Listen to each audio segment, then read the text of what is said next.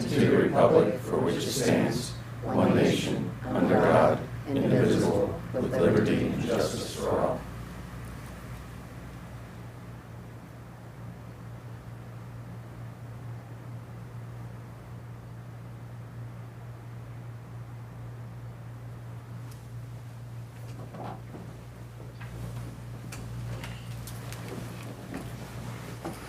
Hope everybody is doing well and enjoying the slightly humid but still beautiful weather outside. And Commissioner Krebs, I believe we start with you today.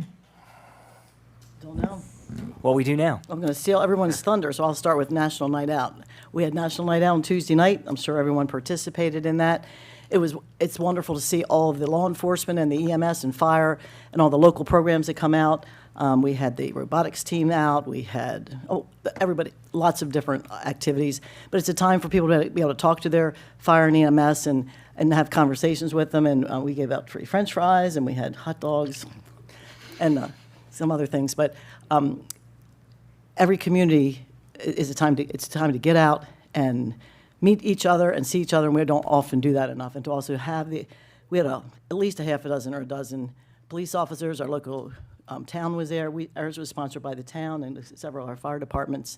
So I thank everyone for putting that together. It's all volunteers, free food. It was a great evening. So Thank you very much. And Commissioner Gary, nothing from you, and Commissioner Gordon. Good morning, Carroll County. I'm going to start off with a couple things just real briefly. First off, wanted to mention the Carroll County Chamber of Commerce business breakfast that we had at the Carroll County 4-H and FFA fair. Always a great opportunity to meet with some of the young farmers and ag folks that are over there and what they're doing in FFA and 4-H, which was just absolutely incredible to hear some of their stories. Commissioner Kyler and I were both present for that. You know, the thing that's really nice is, and people sometimes I think we forget a little bit, is that ag is such an important piece of not just our community, but community as a whole. You know, future entrepreneurs, business owners, employees, employers, and, you know, to be able to celebrate 129 years of the Carroll County 4-H and FFA fair, just to see generations of families coming together and celebrating not only our agricultural heritage, but also preserving traditions that make our county very special. So it was a great morning to come out to that on Monday morning and interact with a number of the members of the community and get to see a little bit of the fair. As Commissioner Krebs mentioned, attending the National Night Out, which for me is almost more of a marathon than a sprint. I got to 3 of the 5 locations in Westminster this year.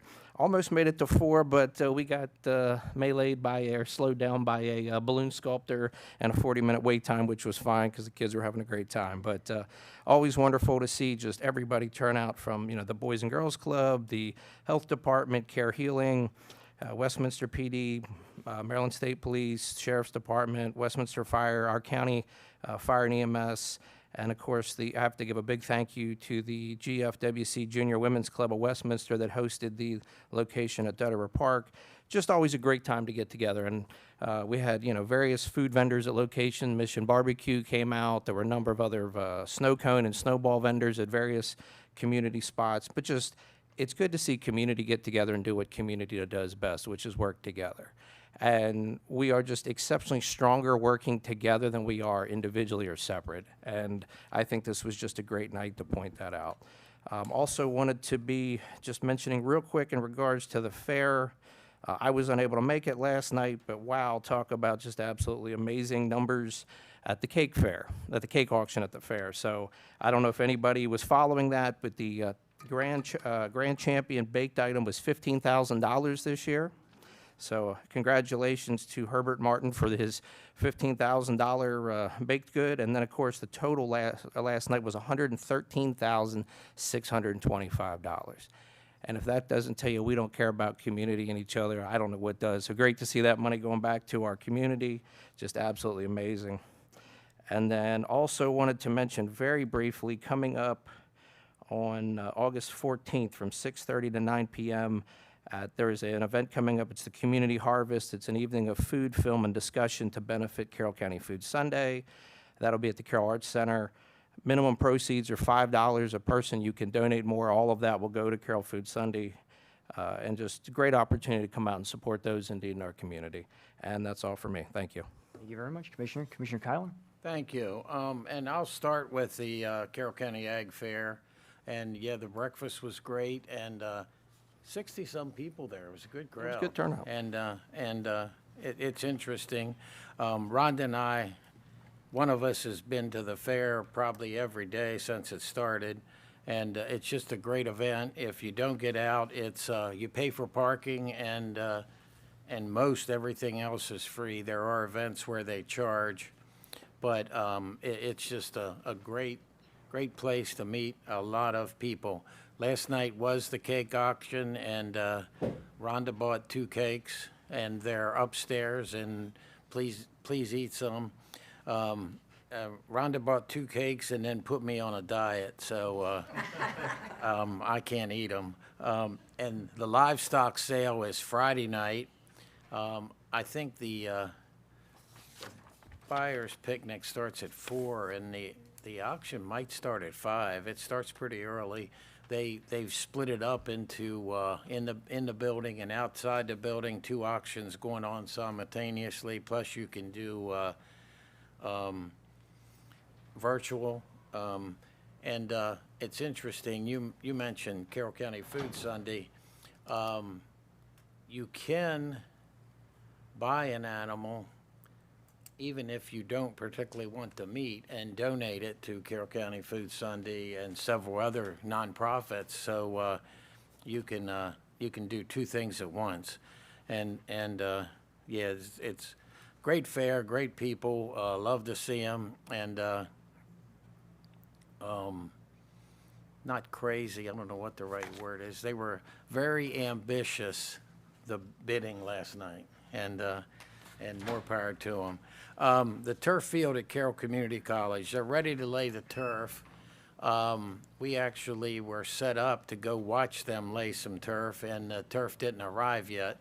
So I'm not sure where it is now. I'm going to talk to them today, and I can certainly go out anytime I want and walk the field, but we'll see if there's another opportunity for a group to go there or not. The rubber's, it looks like the rubber's down, or whatever they put down on top, oh, yeah. before they put the turf, yeah. You ride by every day. Yeah, And on your bike, you get, I what, go a lot more slowly. 5 minutes, 5 minutes to look at it? Yeah, right, a lot more time than when I drive by. But When I yeah, drive by, no, it's like, whoop. it looks good, and I'm not sure if the track's in or just the base for the track, and there's a lot of concrete poured, which they use as the edge for the turf field. So yeah, it looks good, and they're a little bit behind schedule, but it's close to the end.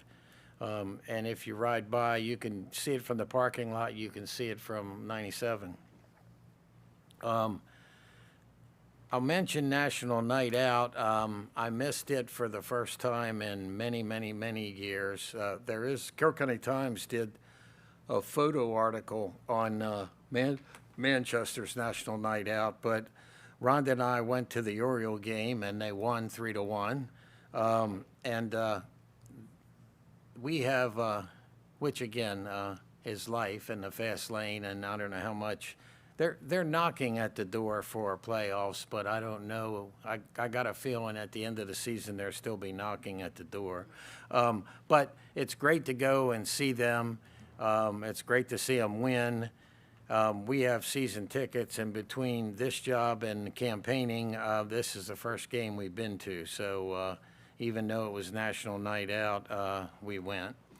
We had a meeting last Thursday with the health department and the new director, and that was great discussion, and I think we're going to meet quarterly, I think, is the plan moving forward, and as needed. But the communication between both the state health department and the county health department and us has been great for a year or two, and that's really good.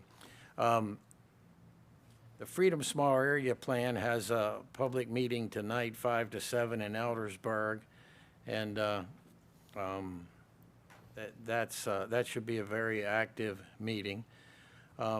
We've got some issues, as usual, some gun range issues, some recovery house issues, and I just want to say to the world, if you have an issue, please contact us. And some things by law are okay, some things aren't. We'll get you the right information, and a couple of the groups want to meet and talk about it, and that's great. And I'm trying to gather information, both law and a little bit how active the sheriff will be involved with it. And I feel for the sheriff and deputies. There's times, obviously, when they need to be very responsive, and then there's times where there's nuisance calls, and you need to divide between the two. And they do document, and they do show a history. So it's good to contact them, and please feel free to contact. And I speak for all 5 of us. If you have an issue, contact us. Thank you. Thank you very much, Commissioner Kyler. Very well said. Very well said to all my colleagues, as always. I'm going to skip my priority Carol this morning because I know we have a lot to get to. And Commissioner Krebs. I just want to say one thing. Commissioner Collar, I thanked you for the cake, but I should be thanking Rhonda because you said she bought them, and I had a piece I was eating when you all, that's why I was eating it. It was cinnamon cake, and I had the chocolate cake back, but I need a glass of milk. But you mentioned the small plan amendment, and I should have done that. What is that? What is the small plan amendment? It's an opportunity. We have a consultant in to look at the whole Route 26 corridor, the commercial corridor, and a little bit of 32 down there. That's sort of been a hodgepodge of activity for many years, and we're trying to make some consistency and there's some opportunities for redevelopment, and we're trying to get the community's input on it. So to get what the community wants and what their needs are. So it's an opportunity at the library tonight. It's just like an open house to walk around and see what's going on. But a small plan amendment is sort of our terminology, but it's really like what does the community want to see, whether it's guidelines or sidewalks or state highway, what we're doing with state highway. So this is an opportunity to say what our needs are down there. So thank you for bringing it up, and please thank Rhonda for my cake. Thank you very much, Commissioner Krebs. Commissioner Gordon. Important Kyler. Important. We know who does the work. Commissioner Gordon, I believe you have a proclamation. Yes, I do have a proclamation for the 60th anniversary of the Carroll County Farm Museum, but wanted to ask if anyone wanted to come up from the Farm Museum first to the table before we read the proclamation. Okay.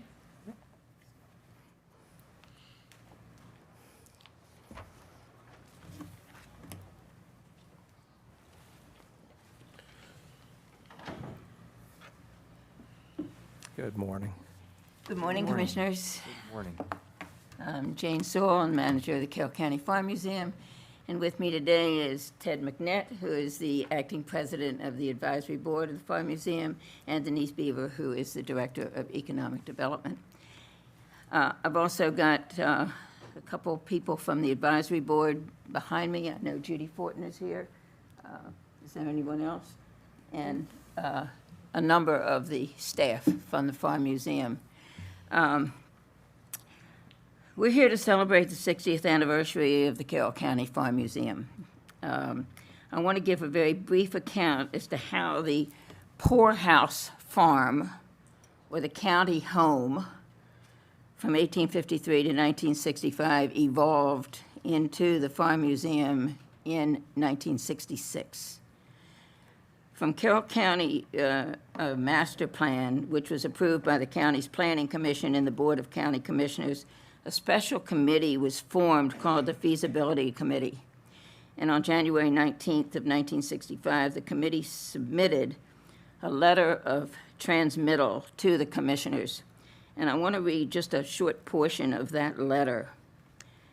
Gentlemen, it is with a great deal of pleasure that I submit to your board the report of the Feasibility Study Committee for the creation of a county farm museum to be located at what is presently the county home farm. After a great deal of study and research, and after contacting many of Carroll County's leading citizens, the committee has unanimously come to the conclusion that the creation of a farm museum is entirely feasible. It is pointed out that a museum properly planned will serve as a tourist attraction and at the same time be of significant educational value to the county's younger generation. I think we can all understand that that has evolved the way it is today. The first museum brochure in 1966 was titled The Carroll County Farm Museum, owned by the people of Carroll County in Westminster, Maryland. I think that says a lot. And it opened to the public on August the 13th, 1966, which was 60 years ago this coming week. So, Ted, do you have anything that you would like to say? Morning, Commissioners. Morning. As you all are well aware, we thank you for your support, continued support of the Farm Museum and the vision that they had back in 1966 to promote that and promote the culture of Carroll County and the agriculture that we have here. It's a great gem for Carroll County as well as the surrounding areas to highlight that history of Carroll County as well as give students the opportunity to preserve that and learn about it and promote it for the future and keep moving into the future with that. So it's a great venue for events to get people involved through other avenues, whether it's the concerts that we've evolved through and some of the festivals that we have there, but getting the people there to see what's happened in Carroll County and where Carroll County is going is a great opportunity, and thank you for your continued support for that. Denise, anything? Yes, actually, yeah, I'll echo what Ted said. Thank you for your support. I think the Carroll County Farm Museum is our best gem and our best venue for visitors to come and citizens to enjoy. I've had the opportunity to bring my family many times and my grandchildren, and they participated in camps this summer, and it's just a great place to explore and to learn about the agricultural history that we have here in Carroll. And I think there's many opportunities that we have to, enjoy that place. It's special, and to expand on the activities and continue to share that with the residents and visitors alike. So thank you for your support. Any comments from my colleagues? I just remember going to the Farm Museum in the late 60s when I was a kid, and I think it was like 8 years old, so I go way back. My adopted aunt used to bring me up here, and way up in the Carroll County, and I remember going to see the blacksmiths, and it's been a long time. And I was from out of the county back then. I apologize, I was remiss. Commissioner Gordon has to read the proclamation. Great. Okay, so we have a proclamation for 60th anniversary of the Carroll County Farm Museum. Whereas the Carroll County Farm Museum first opened its gates to the public on August 13th, 1966, with the vision of Land and Sea Burns of preserving and sharing the rich agricultural heritage that has shaped Carroll County for generations. And for 60 years, the Carroll County Farm Museum has served as a living history museum where visitors of all ages experience authentic buildings, educational programs, demonstrations, exhibits, and special events. And located on the historic Almshouse property, where history dates to the mid-1800s, the museum has preserved an irreplaceable collection of structures, artifacts, and stories that connect today's residents with the resilience, ingenuity, and hard work of those who came before us. And the museum has inspired countless children, families, students, volunteers, artisans, historians, and visitors by bringing history to life through the hands-on learning, historic trades, living history programs, agricultural education, and community celebrations. And the success of the Carroll County Farm Museum has been made possible through the dedication and vision of its staff, volunteers, advisory board, donors, community partners, and the many citizens whose commitment has ensured that this treasured institution continues to educate, preserve, and inspire future generations. And the Carroll County Farm Museum stands as a proud symbol of the county's diverse agricultural, livestock, and crop production, and continues to celebrate the heritage of stewardship, community, education, and preservation, while welcoming thousands of visitors each year. And as the Carroll County Farm Museum commemorates its 60th anniversary, it is fitting that we recognize 6 decades of preserving our past while inspiring future generations to appreciate the history, traditions, and people who built Carroll County. Now therefore, we, the Board of Carroll County Commissioners, do hereby recognize and celebrate the 60th anniversary of the Carroll County Farm Museum and extend our sincere congratulations and appreciation to all who have whose dedication has made the museum an enduring treasure of Carroll County. Be it further proclaimed that all citizens are encouraged to join in celebrating this milestone anniversary, to visit the Farm Museum, and to continue supporting its mission of preserving our agricultural heritage for generations to come. Adopted this 6th day of August, 2026, the Board of Carroll County Commissioners.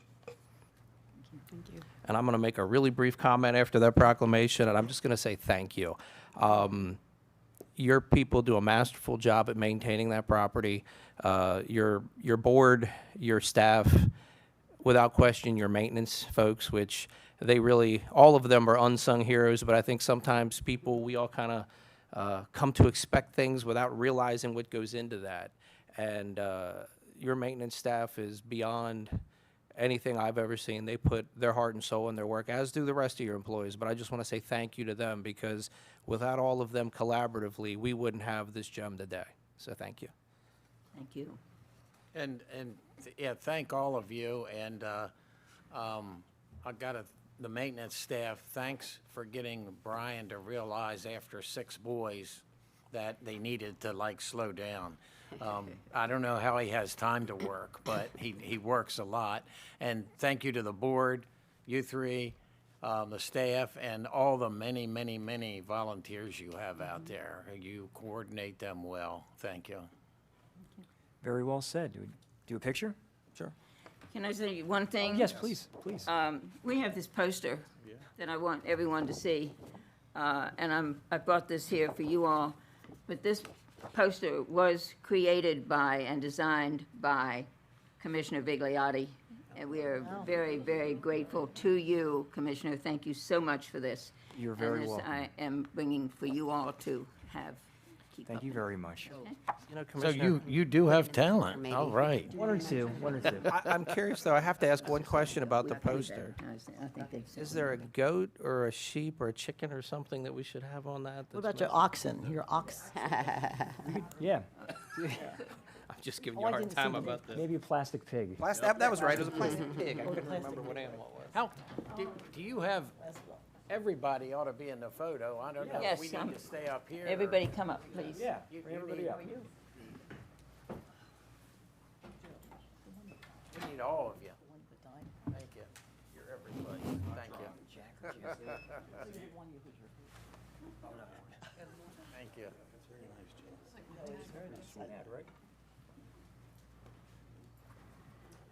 Thank you very much. Oh, yeah, maybe you should hold it, yeah, hold.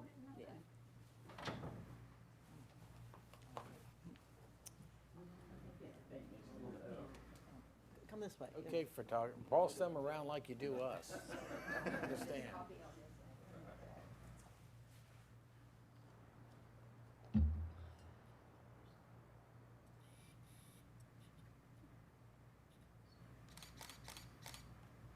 Thank you very much. Thank you.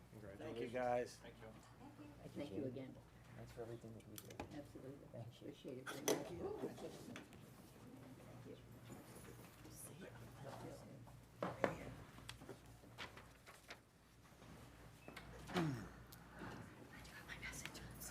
All right, I do believe that Commissioner Guerin has a proclamation now.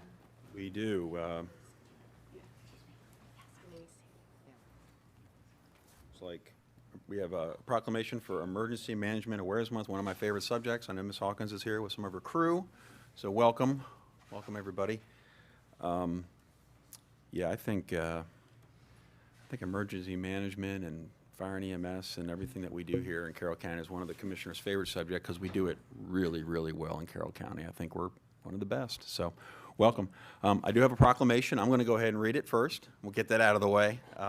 But I think it's this, is it this month, or is it? Correct. Okay, that's what I thought, or I wasn't sure if it was in here or not. So this month, August 2026, is Emergency Management Awareness Month. Emergencies and disasters can occur unexpectedly, posing significant threats to life, property, and the environment. And the Carroll County Department of Emergency Management and Communications dedicates countless hours to developing preparedness, response, recovery, and mitigation programs to protect the lives and property of all people in Carroll County.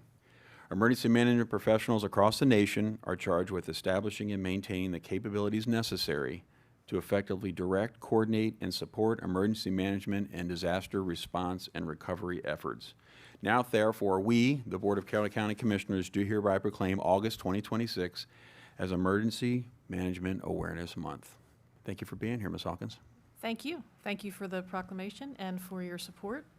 I am here. I'm Valerie Hawkins. I am the Director of the Department of Emergency Management and Communications. I have with me up here at the table Jacob Hill. He is our Assistant Emergency Manager. We also have our Emergency Management Planner, Wyatt Peters. He's in the red back there. We weren't able to bring our entire emergency management staff, but this is a good representation of our group. We are small, but we do get a lot done. We are here to recognize Emergency Management Awareness Month, and that's something it's new. This is only the second time that we've celebrated the annual Emergency Management Awareness Month. It was founded by the International Association of Emergency Managers last year, and it's really here. We're really here to recognize and focus awareness on the capabilities of emergency management as a profession and the role of emergency managers. We have a tendency to be kind of lumped in with all of the rest of public safety, and people across the nation have a tendency to think that we're the ones out most of the time in fire engines and ambulances and police cars. And there are some agencies around the country that it's a combined effort like that, so it's a little bit different everywhere you go. But here, we're really problem solvers. We're the ones that you can call 24/7, 365, just like you can call 911. When an incident requires coordination across multiple agencies. So when it gets bigger than a single house fire or a single vehicle collision, when we have multiple issues going on at the same time. So when it escalates up to something like a hazardous materials incident that's involving lots and lots of agencies or disciplines, or even beyond traditional public safety disciplines. The biggest one that probably comes to mind is the pandemic. We were heavily involved in that. But all sorts of different agencies are involved in emergency management, and there probably isn't an agency that is involved as part of county government that does not have a role in emergency management when you start talking about large responses. It's a whole of government approach. We really help communities to understand their risk from disasters, to build resilience in the face of them, and to help them navigate when they happen, and know what to do when a disaster does strike. Emergency managers are all over the place. They're in rural communities, large cities, jurisdictions of our size, corporations, nonprofits, hospitals. They're everywhere. Universities. So we're really trying to help prevent, mitigate, prepare for, and recover from disasters. We really try to bridge gaps and build bridges and coordinate that response so that agencies and organizations aren't working at cross purposes. We really are trying to foster that collaboration. Anything you want to add to those comments? Sure. Good morning, Commissioners, and thank you. I believe probably that the work of emergency management often goes unnoticed until it's needed the most. And when emergencies happen in the moment, it captures attention, but the work happens long before a disaster strikes. It requires partnerships, planning, training, and exercise. We work with federal governments, state governments, nonprofits, private businesses, health department. It would be impossible to name everybody that we work with, but it really takes a team effort. And with our staff, makes us look good, but they're dedicated every day, and they come into work. We plan, we train, exercise, build those bridges, and close those gaps. So it's definitely a team effort, and it takes a lot, but I think I'm happy to work in emergency management. Yeah. And we sincerely appreciate the support that we receive from the commissioners and from all of the other agencies that we work with. And I just want to mention, about 5 or 6 years ago, I was asked to be on a commission called Next Generation 911. Speaker of the House asked me to do it. I did it. I had no idea how important communication was, and that we were using old copper lines and we needed to upgrade. And it took us 5 years, and it was one of the most valuable committees I ever worked on.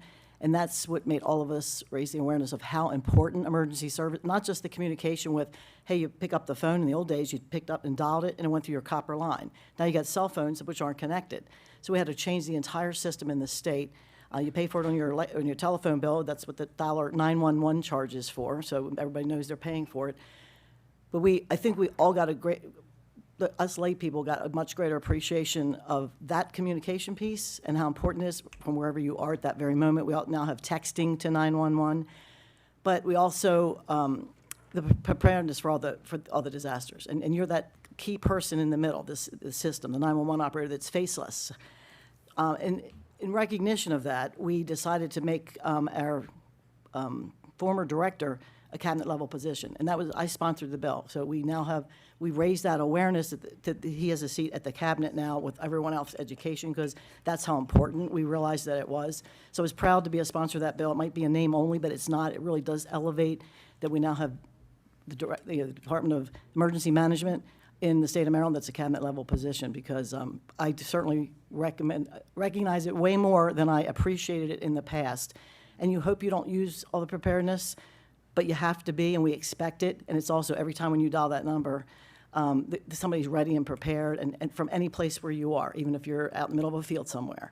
So we just automatically think it works, and it doesn't. So we thank you, and I way more appreciate it than I ever did before, the level of detail and professionalism of the people that all came together with the same goal. And I didn't really add anything except learned a lot and then put the bills in and tried to get a lot of different legislation passed to make it happen, and the money to go with it. Well, thank you, Commissioner. And what we always try to say, or the way I kind of put it, is we want people to take for granted that they can call 911 and that we have an emergency management operation and we have an EOC when we need it. But we also don't want them to not be aware of what's available and what's going on in the background. So it's one of those things. So, Thank you. thank you. Any other comments from my colleagues? Just thank you for what you do. You guys are pretty humble for all you do, and I appreciate that. I've done a couple tours of the place, and it's amazing to watch the people at work. And like you said, people take you for granted till there is an issue, and you guys handle it well. So thank you very much. Thank you. All right, photo? Yeah.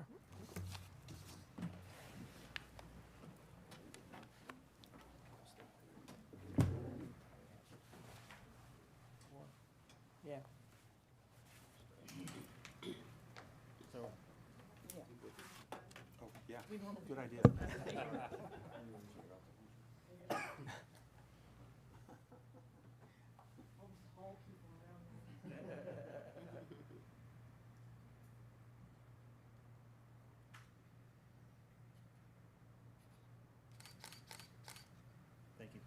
Thank you all very much. Thank you, guys.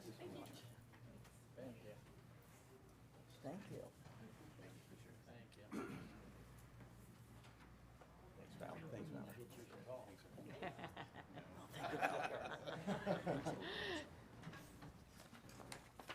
I'll announce that.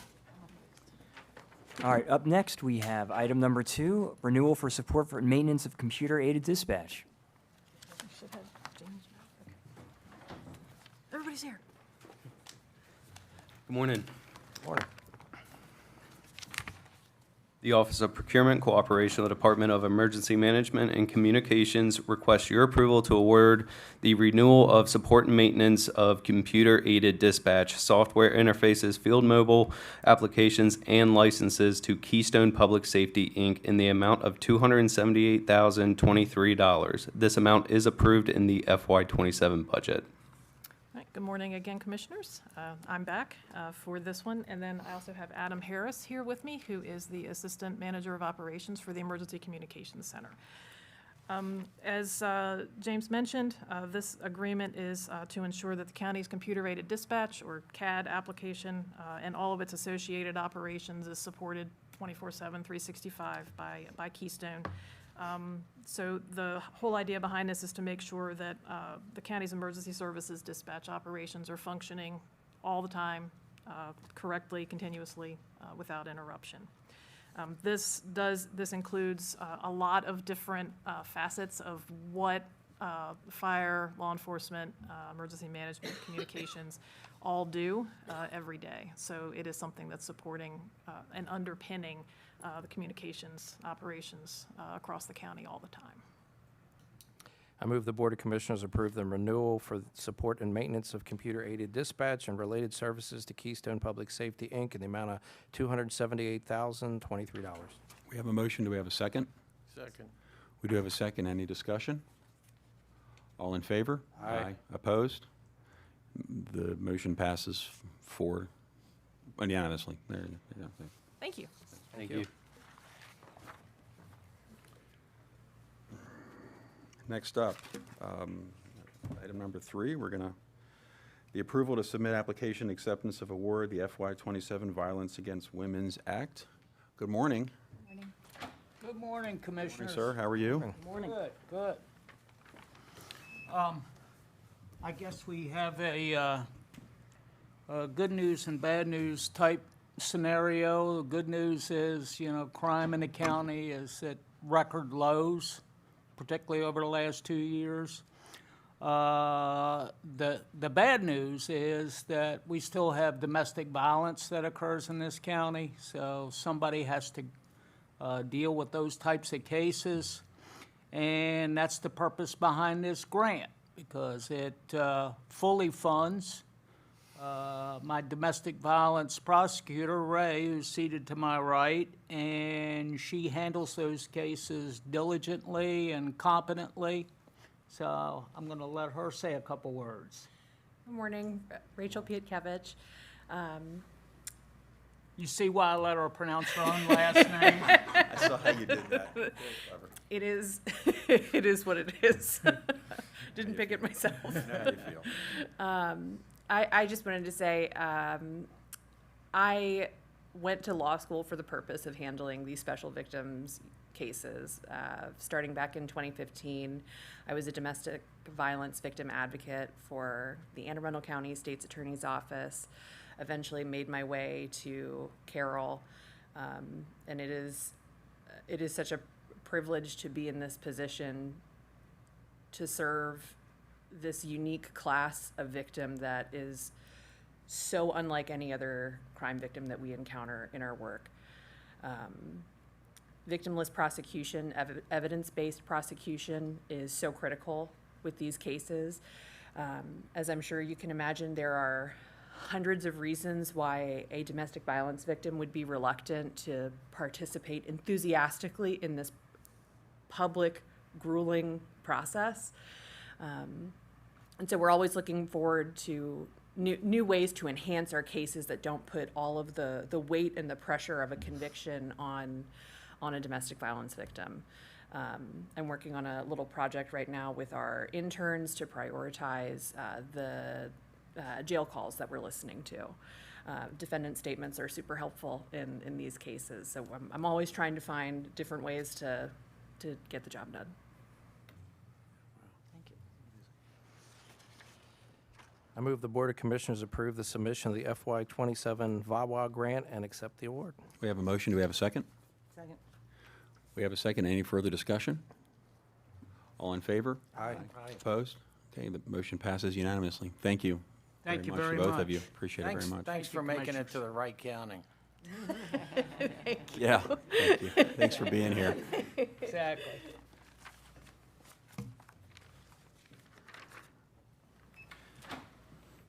Okay, next we're going to discuss the memorandum of agreements with nonprofit organizations receiving county funding. Ms. Steckel here. Who else we've got? Ms. Beaver. Okay. Good morning. All right. Good morning. Quite a few items here. Good morning, Commissioners. We're before you today as a result of you, the Board of County Commissioners, directing staff to prepare agreements with nonprofit organizations designated to receive county funding during our FY27 budget deliberation process. The County Attorney's Office, along with the department liaisons for each nonprofit, has worked together to create the memorandum of agreements. And the following nonprofits are included in that. That's the Literacy Council of Carroll County, represented here today by Sam Greenholtz. He's in the audience with us. We also have the Veterans Independence Project, represented here today by Jason Sidock and his team. We also have the Mid-Atlantic Gigabit Innovation Collaborative, which is MAGIC, represented here today by Kim Samuelson. And then the Historical Society of Carroll County, represented here today by Jason O'Larry. We request that the board consider executing the MOAs with these nonprofits. I move the board execute the memorandum of agreements with the Literacy Council, Veterans Independence Project, Magic, and the Historical Society. We have a motion. Do we have a second? Second. Okay, we do have a second. Any discussion? Just a little bit. Thank you for doing this. Perhaps. And I know Tim's not here, but you're here.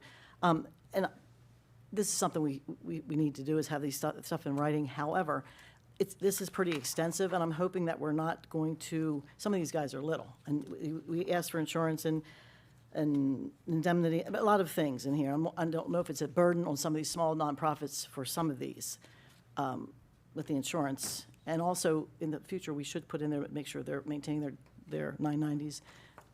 It should be in there, but there's a lot of stuff at the end, and it's like one big thing. So I would suggest that in the future, we might want to, and I don't know if it's a problem, I know you all signed it, but we're not trying to put an extra burden on anybody. We're just trying to make sure that the money is accountable and that we know where we think it's going, it's what it's agreed to be going to. So if it is, let us know. If some of these things make it a little tough, it was not meant to be, for this little grant, it's not supposed to be like a contract for some of the big stuff that we do, and some of it should maybe have more things in it. So let us know if it's become a burden on some of the little pieces, like indemnity insurance, and it's just a lot of legal things in here for a little bit of money on some of these. So keep that in mind for next time. I do know you signed them all and you've read them. I tried to understand it all, but I'm not a lawyer. But and the verification of the 990 is as much to protect you as us, because sometimes you think you've done something and it doesn't, a mistake happens and it doesn't get fixed at the state level, and it keeps us all accountable, and it helps us. I know in the Lions Club, we have a foundation, and we make sure that it gets up, but sometimes it doesn't get posted right, and I worked in the state for many years, and we had one organization that was out of compliance for like 3 or 4 years, and they didn't know it. But they thought they were submitting it, so sometimes it's just, we're not trying to catch anybody, we're trying to make sure that things are like they should be when someone's looking at it. So it helps make us all be accountable. All right, thank you. Any further discussion? Seeing none, all in favor? Aye. Opposed? All right, the motion passes unanimously. thank them Thank for you for all your work. This has been a lot of work for Bigly, staff and everybody I else. want to discuss MOUs while we're here. Sure. Right. And again, there's a lot of MOUs, there's a lot of nonprofits. I want to talk specifically about CC Visa.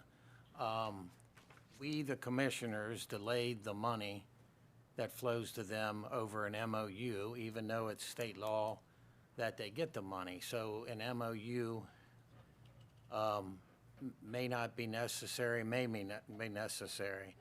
I love our 14 volunteer fire companies. And I didn't think the 14 of them could ever agree on anything. They actually did, that they want more explanation for the MOU, and they would, and I don't know what's proper, whether we should meet with CC Visa, we should allow the fire companies to come there. I've been asked to go to a couple of the volunteers' board meetings, and unfortunately, I'll be at Mako, so I can't. But I don't think one commissioner should be the voice to them. I think and this one commissioner, I will apologize for us delaying your first allotment.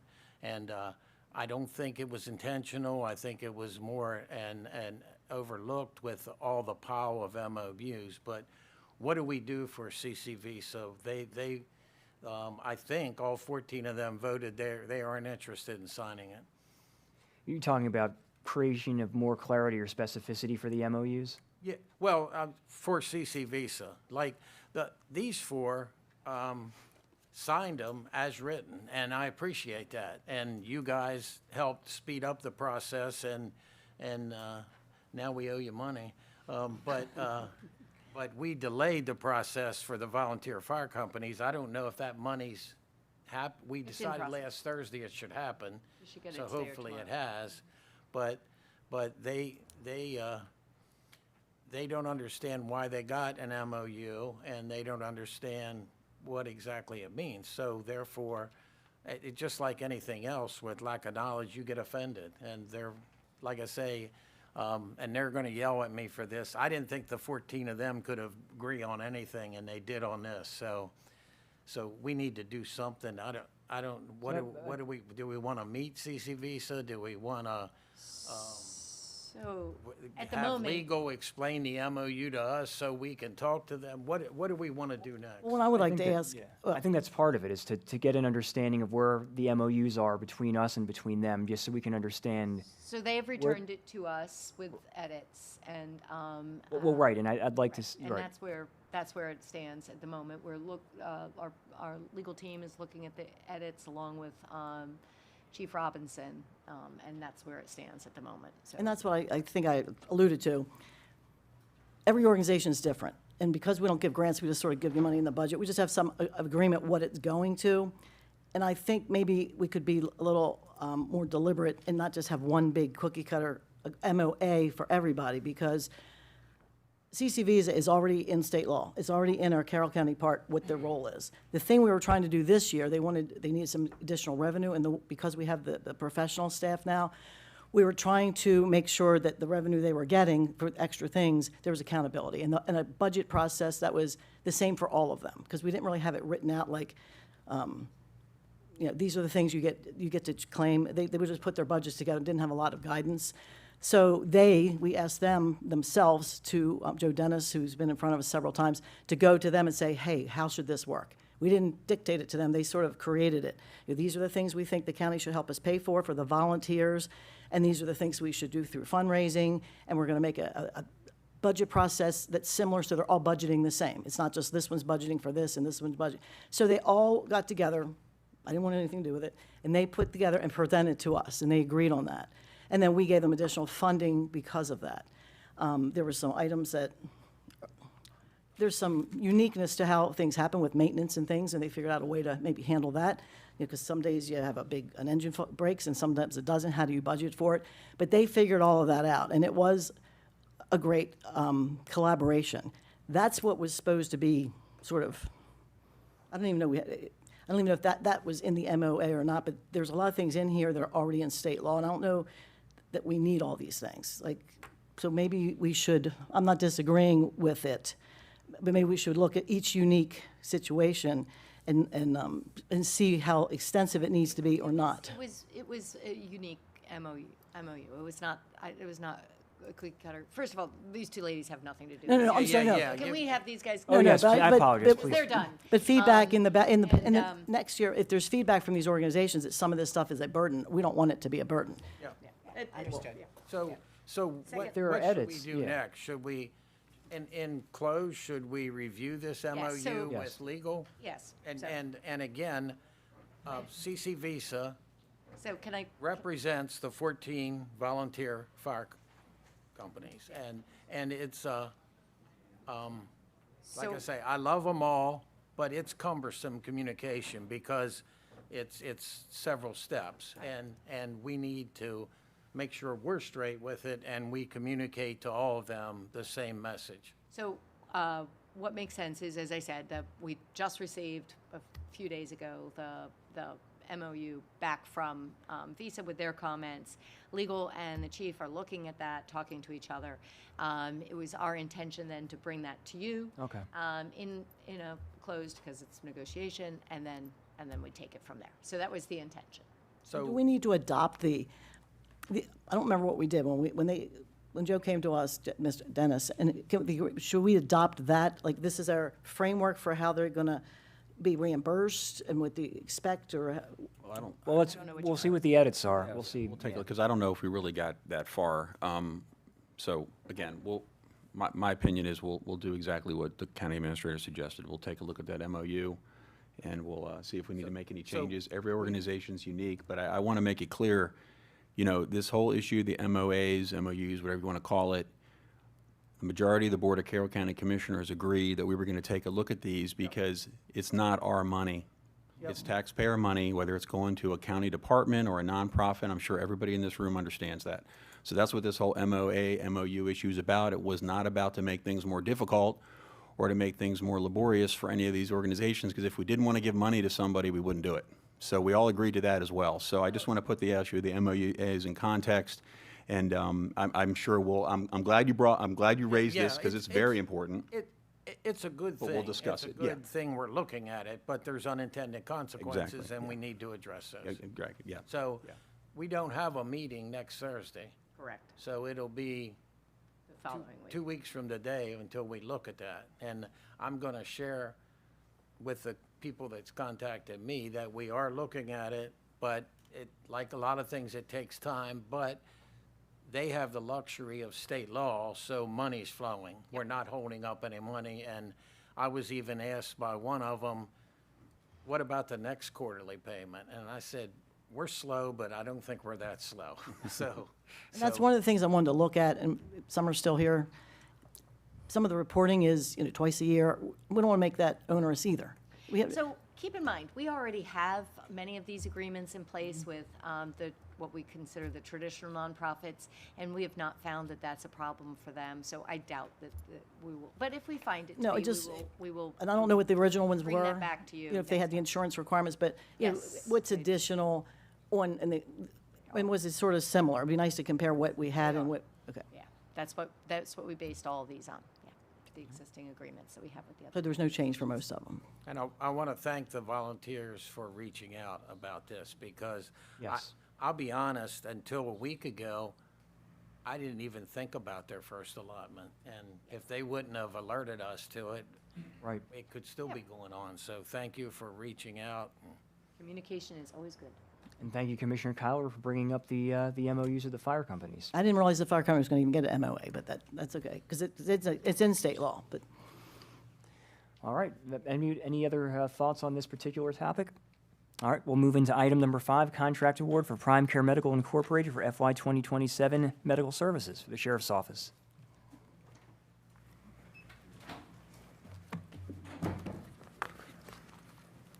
Morning, everybody. Morning. Morning. Nice seeing all of you. Really? Yeah. I'm not going to be a You pain. haven't said that to me in a long time. Mike was so happy he left. All right.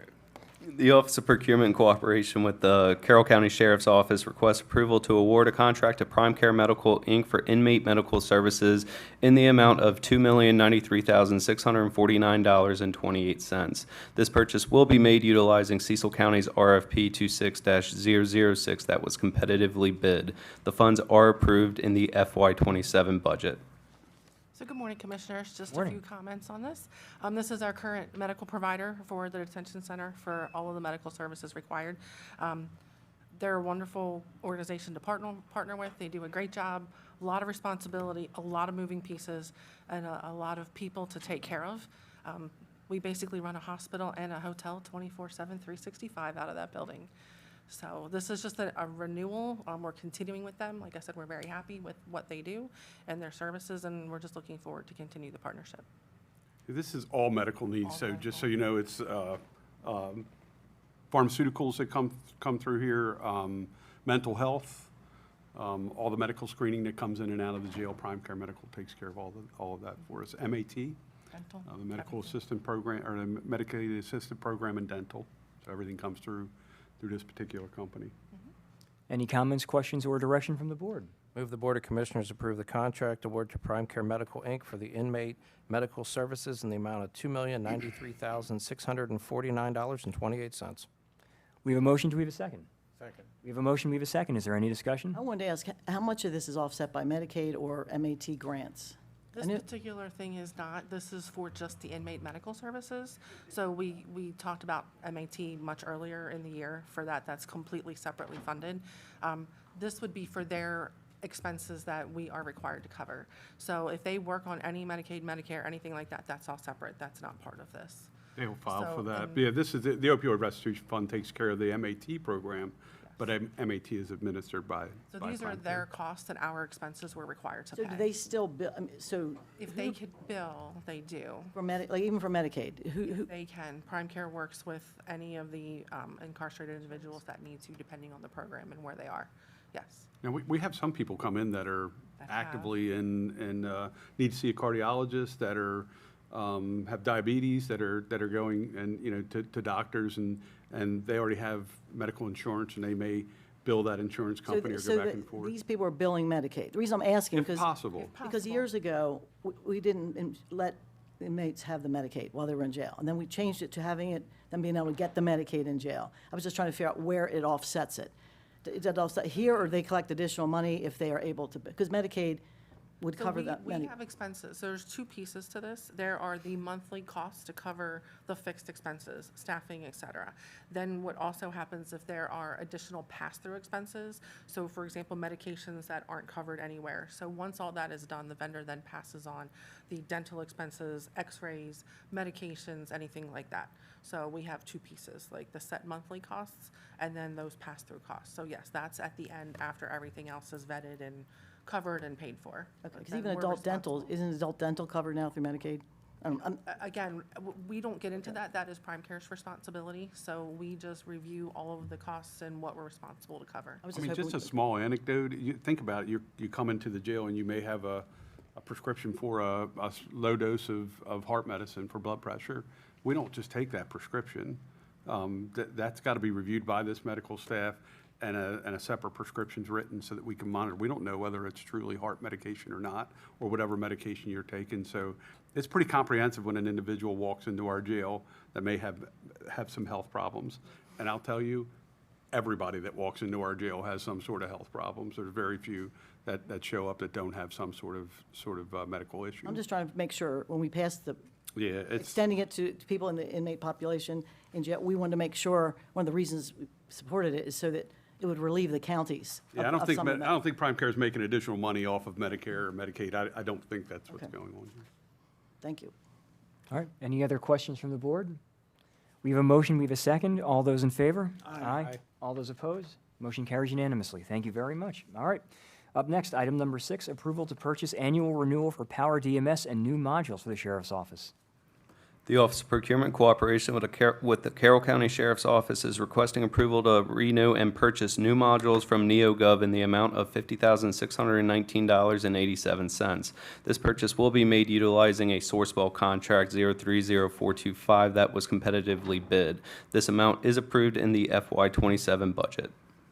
So again, good morning, Commissioners. This is a renewal, and then, as it stated, some additional modules. This system we use to track and manage all of our policies, all of the work that's associated with keeping track and all of that for the agency. Also, there's additional modules. We have a lot of internal administrative paperwork that is completely paper.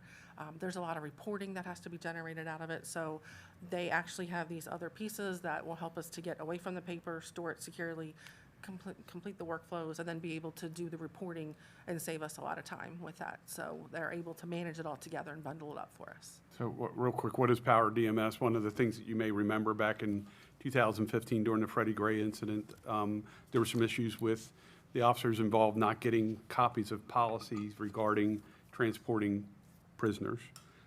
Everything we do policy-wise comes through Power DMS. Deputy signs for it, it's documented, there's accountability. In that particular case, they actually went to Power DMS after that incident because they couldn't verify that the officers involved in that case actually got the policy that said this is how you transport those individuals. So we've been doing Power DMS ever since I've been the sheriff. So, and that's 12 years, and my former agency did it as well. So that's how, and these modules are additional modules that help us with tracking and monitoring other nuances within the organization that really help us with accountability. Any comments, questions, or direction from the board? Move the Board of Commissioners approve the purchase of Power DMS annual renewal and new modules from NeoGov in the amount of $50,619.87. Second. We have a motion, we have a second. Is there any discussion? Hearing none, all those in favor? Aye. All those opposed? Motion carries unanimously. Thank you very much. Thanks, guys. Thank you. Have a good day. All right, up next, item number 7, contract award for occupational physicals, drug testing, and other medical-related services for fire and EMS employees and volunteers. Morning. Morning. Good morning. The Office of Procurement and Cooperation of the Department of Fire and EMS requests your approval to use Carroll Occupational Health for occupational physicals, drug testing, and other medical-related services for fire and EMS employees and volunteers in the amount of $400,000 for the remainder of FY27. This purchase will be made utilizing Howard County's contract that was competitively bid. This amount is approved in the FY27 budget. Carroll Occupational Health provides us our pre-employment and our annual occupational physicals for both career and volunteer fire and EMS providers. The comprehensive physical exam is required under the National Fire Protection Association standards, and this assures that everyone is physically capable to perform the job duties without undue risk to either themselves or to others. In addition, this funding will cover the random and reasonable suspicion drug testing, and this year, under the state legislative mandate, we're adding cancer testing to our physicals. So this will cover all of that. Any comments, questions, or direction from the board? Move the Board of Commissioners approve the ongoing medical services for fire and EMS employees and volunteers to Carroll Occupational Health in the amount of $400,000. Second. We have a motion, we have a second. Is there any discussion? Hearing none, all those in favor? Aye. All those opposed? Motion carries unanimously. Thank you very much. Thank you. All right, up next, item number 8, spending authority for engineering and design services for the replacement of bridge number CL-0346. Oh, my favorite bridge. Where is CL dash That's a good question. That is a good question. 0346, Chris? It's on Brown Road. On Brown Road. Where's that? Why did I not know that? Which Brown Road? In the Finksburg area. All right. There we go. The Office of Procurement in cooperation with the Division of Engineering requests your approval to reimburse the State Highway Administration in accordance with the Master Memorandum of Understanding for the county's share of the engineering and design costs related to the replacement of bridge number CL-0346 in the amount of $641,356.35. The bridge is located on Brown Road over Roaring Run. The amount is approved in the FY27 budget. Today, we're here to request your permission to reimburse the State Highway Administration for our 20% share of the preliminary design costs for replacement of the Brown Road structure. Per the master agreement with the Maryland Department of Transportation State Highway Administration, SHA invoices the county for the design work once it's completed by the consultant, and we're responsible for our share. The Brown Road structure was built in 1985. It's currently rated in poor condition. The Brown Road structure has been in our county's annual structural management plan for several years. This plan is submitted to SHA annually and identifies current and future projects that meet the criteria so that they're eligible in accordance with the master agreement for the federal aid funding. It's anticipated that our share of the preliminary design costs will be approximately $128,271.27. Any questions, comments, or direction from the board? So the design is like 3.2 million, if this is 20% of it. So is that pretty, is that expected? Is that? So 20% is $128,271. So the total preliminary cost is the $641. So our share of the preliminary design cost is $128,271. And So the motion should be that we reimburse 128. Is that what you're saying? so that's what we anticipate that our costs could be. So we're because- not reimbursing them 640? No, not. Okay, gotcha. I'm more confused. I'm more confused now. I think you said that wrong. The entire contract is for the $640,000, right? We don't contract with a consultant because this is eligible for federal aid and per the master agreement, it's SHA's contractor. SHA pays all the bills, then they send us an invoice for our 20% of the consultant and SHA time and people and everything else that goes along that's included in the master agreement. There's lots of things that are, in order to get to 80% from the federal government, there's lots of things that SHA says that we have to do and we have to pay for in order to get the 80%. So we anticipate that the county's going to pay about $130,000. So why are we moving with 641? if we're only paying 128. So, Yeah, so the Yeah, if you motion wanna- should be I mean, is that accurate? not to exceed. yeah, we don't Yes. want to do anything No, inaccurate. that is for the We don't want to do preliminary. open session math. No, I know the 20% of the is $128,271.27. So that's what we're going to be approving instead of the 641. So you said 128, 217, and 20 cents? 271. Excuse me, 27. 271, 20 cents, okay. And it might not be exactly that. No, like I So said, should we say not to exceed 130? Yeah. What makes this that we don't have to vote again? I think Amend the motion, right? Wait, have we? We haven't read a motion. Oh, okay, yeah, all right. Yeah. Yeah. No, and we Well, should. I'm sorry, amend the recommended motion to. Yeah. Right. And in the executive summary, it would be good to clarify that the total amount is the 641. The county's share of engineering and design I is. don't think that's accurate. What? Yeah. It's an Explain it, just explain it, Help. Doug. He'll straighten us out. So I think the best thing to do is go with exactly what's in the motion. These are approximate costs, and what we don't want to do is have to come back before you again if that cost changes comparative to design costs, construction costs. As Chris said, that's our estimate, but what we provide you is a real number so that you know what that total cost would be. When you approve that today, we're only going to spend that 20%, but I would not lock us in to an exact dollar and cent at this point because consultant fees could change when the final bill comes in. This, again, as I look at my notes, is an estimate, and we think that it will be approximately that 128, but we will not be sure. And unfortunately, that's what happens with state and federal programs. They do very well with us to give us our 80%. We do very well to comply with them, and that's where we're at today. So that would be worst case scenario, but we will likely come in around that 128 or 130. Well, there's a big difference between 641 and 128. Totally with you. And if you look at our bridge programs, that is the difference in all of the programs that we do with the state. It is a very complicated, with these projects, again, the SHA fronts this funding, which they've agreed to on this project, and then we do the 20%. But within our cost-sharing agreement, we want to make sure that we can cover anything that comes up because, again, we don't want to delay this project for a bridge that's in poor condition. If you'd like us, again, to adjust it, certainly we can here on the fly, but I agree that we did this based on the worst-case scenario that could come in so that we comply. Certainly, we don't spend money that we don't have to.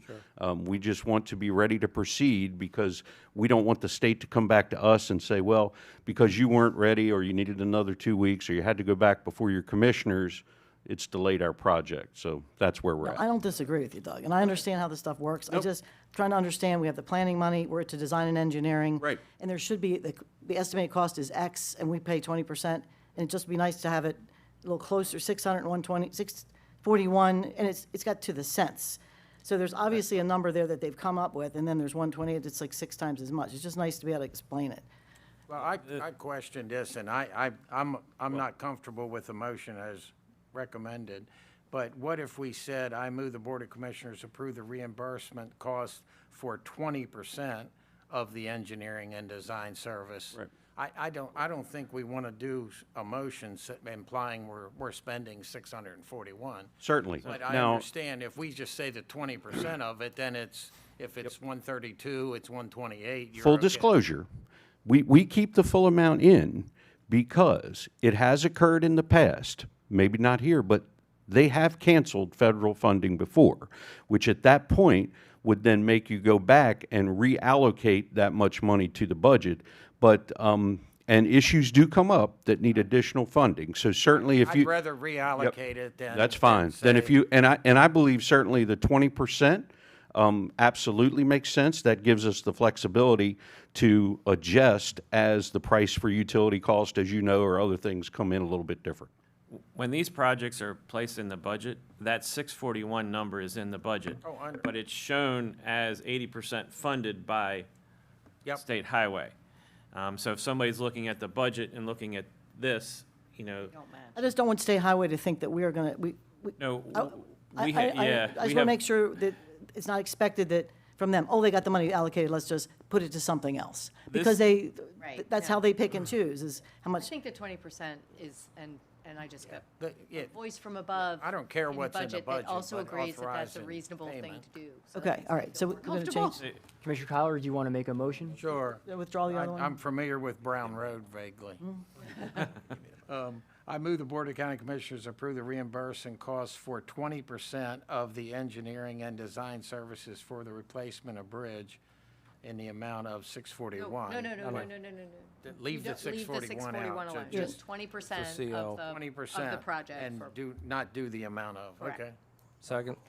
All right, so we have a motion and a second for up to 20% of the engineering and designing services for the replacement of bridge number CL 0346. Am I correct? Correct. All right. We have a motion, we have a second. Is there any discussion? Thank you for catching that.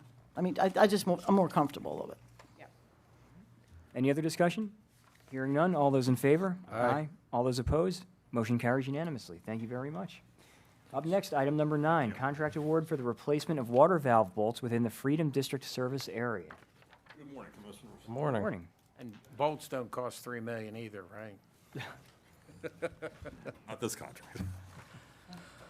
The Office of Procurement in cooperation with the Division of Utilities requests your approval to award a contract for the replacement of water valves at 69 locations within the Freedom District Service area to Mid-Atlantic Utilities Incorporated of Boiling Springs, Pennsylvania, in the overall amount of $207,825.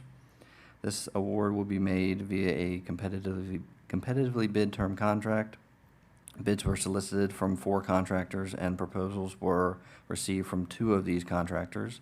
The proposals are summarized in your table below. The project was bid as 4 separate tasks to provide opportunity to our contractors. Mid-Atlantic Utilities Incorporated was the low bidder for all 4 tasks. The average unit cost of $3,010 compares favorably with recent water valve bolt projects and represents a fair value to the county. The bid amount is within the adopted budget. So Commissioners, this is the ongoing saga that we're dealing with cast iron bolts within my Bureau division. Many of the water valves installed throughout Carroll County and the surrounding area during the rapid growth period of the mid-'80s through the '90s were constructed with cast iron bolt assemblies. This problem is not unique to Carroll County by any means. Over time, these cast iron bolts corrode, weaken, and ultimately fail, either unexpectedly or when the valves are actually being operated for routine maintenance and emergency system operations. So these cast iron bolt assemblies are not ongoing operational challenges for my staff. With the risk of bolt failure, routine valve exercising and maintenance activities are often deferred, and these reduce staff's confidence that the valves will operate when they're actually needed.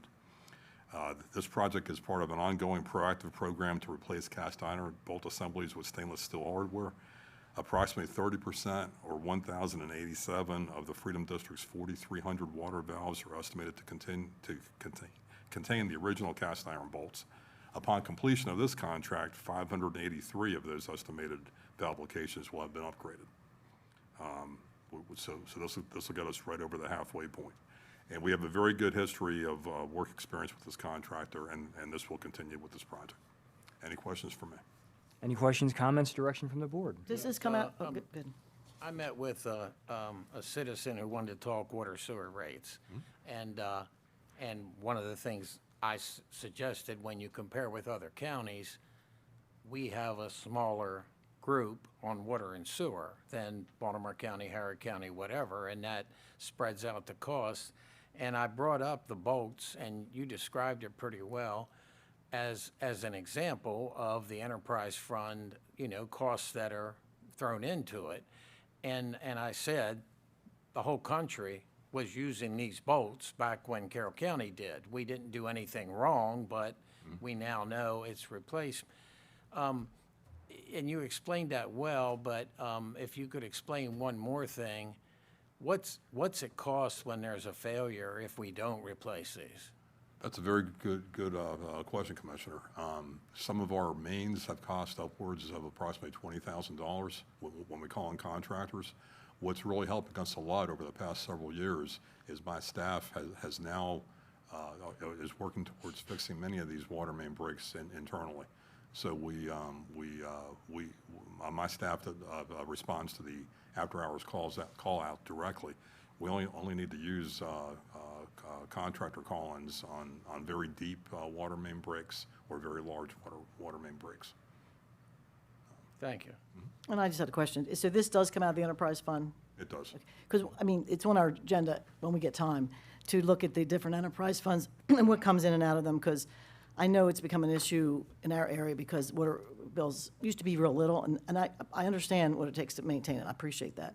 But it's become a big part of people's budgets. They're on water and sewer. And Maryland Environmental Services does the sewer part, and I just want to make sure it's the most efficient way of how we're doing things, because I want to make sure Maryland Environmental Services is applying for the same grants that someone else could do, because it's a unique situation. And also on the water, because I know we do have these little water systems, but Freedom's a big water system, and we still pay, we're pretty much the second highest, I think, in the county, and it's all different everywhere. So I just got to get my arms around what it should be, because people move from other places and like, look at my water bill, and it's a lot of difference when people come from water and sewer. And just FYI, if anybody's watching, any water that you run through your tap water, you get charged the sewer rate on it too, because that's how we meter it. So if you're going to fill your pool with water from the water main, you're going to pay the sewer part of it. So you might think about getting a pool company or something. So just be aware, and I think I'm just making people aware, because they might come from somewhere else, they don't do it that way. But if it's going to run through your meter, you're going to pay for it. And if you don't pay for it, everyone else ends up paying for it within the enterprise fund. So you got to be a little careful. If you water your flowers, your watering the flowers is not going into your sewer system, but you're still paying for it. So maybe you just be aware, or wash the car. It might be better to go to the car wash. So I'm just trying to make sure everybody understands that the water and sewer are connected with the meter, and it's, when you use the water, that's how we calculate the sewer as well. Very correct, Commissioner Krebs. One of the big challenges that we're dealing with is with the boom of construction in the 80s and 90s. Many of that piping network is reaching it is approaching the end of its useful service life. So there are those expenses that are built into our system. No, and some counties put other money in from general fund because they realize that those are the areas that you're putting all the growth in, and they're not getting, they don't have this, their taxes are higher because of the density of it. So, different counties do it differently. So that's why I just want to see what's in it, how it's paid, how we look for the different areas, because, we are I think the biggest one, number of people on it, but yet we're still paying the higher rates. All right, but that's for another day. Thank you. Any other comments, questions, or direction from the board? Move the Board of Commissioners award a contract for the replacement of water valve bolts at 69 locations with the Freedom District Service Area to Mid-Atlantic Utilities, Inc. in the overall amount of $207,825. Second. We have a motion, we have a second. Is there any further discussion? Hearing none, all those in favor? Aye. Aye. All those opposed? Motion carries unanimously. Thank you. Thank you. Thank you very much. All right, up next, item number 10, approval to sell 5 county-owned properties. Good morning. Morning, Commissioners. Morning. Brian Boki, Director of Department of Public Works. As mentioned, I'm here for approval to sell 5 county-owned properties. Over the years, the Department of Public Works identified properties that may be required for future projects, and if given the opportunity, have purchased them. Today, we are here to ask for your approval to sell 5 of these properties in our inventory because they are no longer needed. These properties were bought in the mid-'80s in anticipation of the Westminster Bypass. In 2003, the Westminster Bypass was removed from the master plan. The following are the tax identification numbers. Just a little bit more background. These properties have been on our books for quite some time. I know Economic Development had tried to sell them off maybe 15 years ago. Wasn't the greatest economy. We've been just sitting on them, taking care of them. Some of the neighbors had some sheds on them. So we got all the properties cleaned up, working with a real estate agent now. So yes, we're here today to ask your approval to go through the process of selling these 5 parcels. I'm glad to see we're looking at these. Obviously, unlike a stale box of Twinkies, these still have value, and I'm glad to see that we can repurpose these for the good Stale Twinkies of don't have value? Carroll County. No, not unless they're taking up space in your closet, maybe. So with that, I'll move the Board of Commissioners approve the sale of these properties. We have a motion, we have a second. Is there any discussion? Second. Oh, you haven't? No. Somebody already seconded. Oh, sorry. Oh, I thought you seconded. Okay, nope. Yeah, So who seconded? Commissioner Kravitz. There were a couple I'll, seconds. I'll second it if nobody else did, but I have some discussion. Oh, yes, yes, please. So, all 5 properties are in the circle on the attached. They're not. One of them sits on Old Manchester, has great frontage. I believe that property is about 4 acres. That I think a couple of developers already reached out. They're interested and they're seeing what they can do for that one. That's going to be the most profitable parcel from what I'm guessing. The other 4 are down a shared driveway. And have nothing on them. They sort of back to Route 27, Gale Road. Yep. That's kind of the vicinity. So there's no access on State Highway. That would probably be a pretty big battle to get that to happen. So What's the approximate acreage of those 4? sure. Going in order. One of them is 5 acres, but it is tucked back with no direct access. The others are a little smaller, 1.7, 1.7, and 2 acres. But the 4-acre one should be of interest to people. The other 4, we may continue to own. We're hoping the neighbors are interested in getting a good deal on the forest next to them, but yes. Woody Swam used to buy land, and he's gone, landlocked property. And as an attorney, he would make it into money. One of them he wanted to sell me because it was adjacent to my property, and I said, so instead of 8.6 acres, I'd have 8.9. I don't care, so be ready. Yeah. I have a question. So this is they're all unimproved, you said?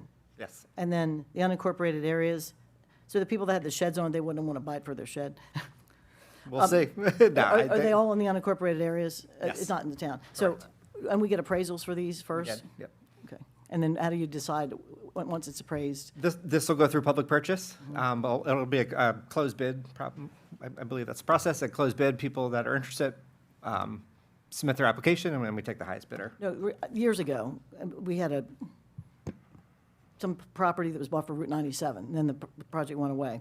And we kept it for a long time. And we sold that property at pennies on the dollar. I mean, so I don't know how, whoever got the deal, I'm glad they got it, but it was a really, really nice couple lots. And we just want to make sure that it gets out there and we're getting it marketed, because land is valuable, especially in an area where it's a neighborhood. So make sure we get the word out where it is and where people might want to build a home there. We'll do, yeah. We've been working with a real estate agent. They have some prices out there for us that we should be expecting. So if they're not close to that, we don't have to accept the bid. No, because I remember a couple of years ago, we were trying to sell a piece of property, my husband and I, and got very little interest in it. So we waited 6 months and then got way more interest. It's just a matter of timing and who's looking at that right time. So sometimes just make sure it gets advertised. Thank you. Hopefully now's a good time. Thank you, Commissioner. All right, so we have a motion, we have a second. Is there any further discussion? Hearing none, all those in favor? Aye. All those opposed? Motion carries unanimously. Thank you very much. Have a great day. You too. Up next, item number 11, budget transfer for scope amendment for zoning code review and revision.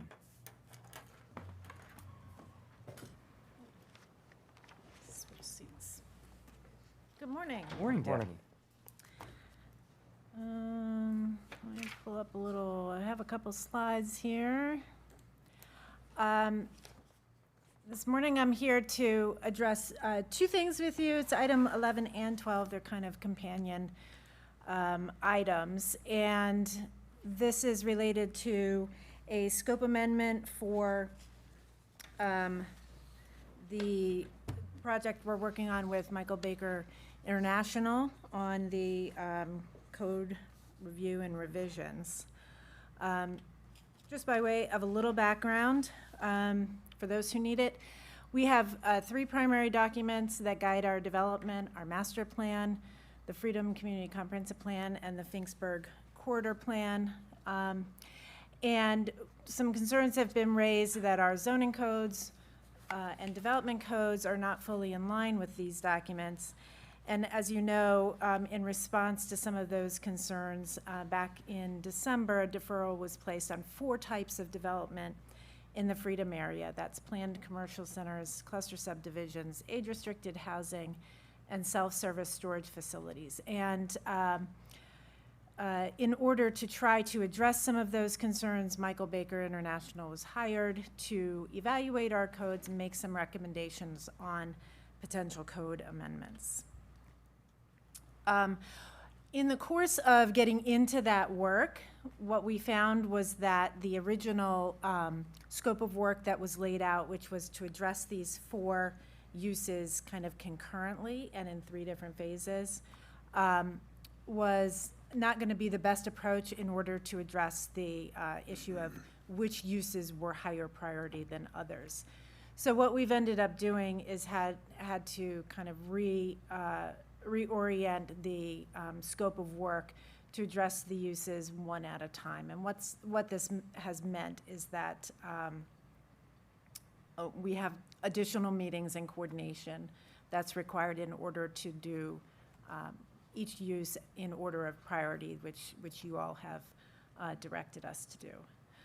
So what we're here to do this morning is approve a transfer of funds to cover the additional amount of money that's required in order to undertake this kind of revised scope, and then to actually approve the scope amendment itself. So the original contract was for the amount of $76,743.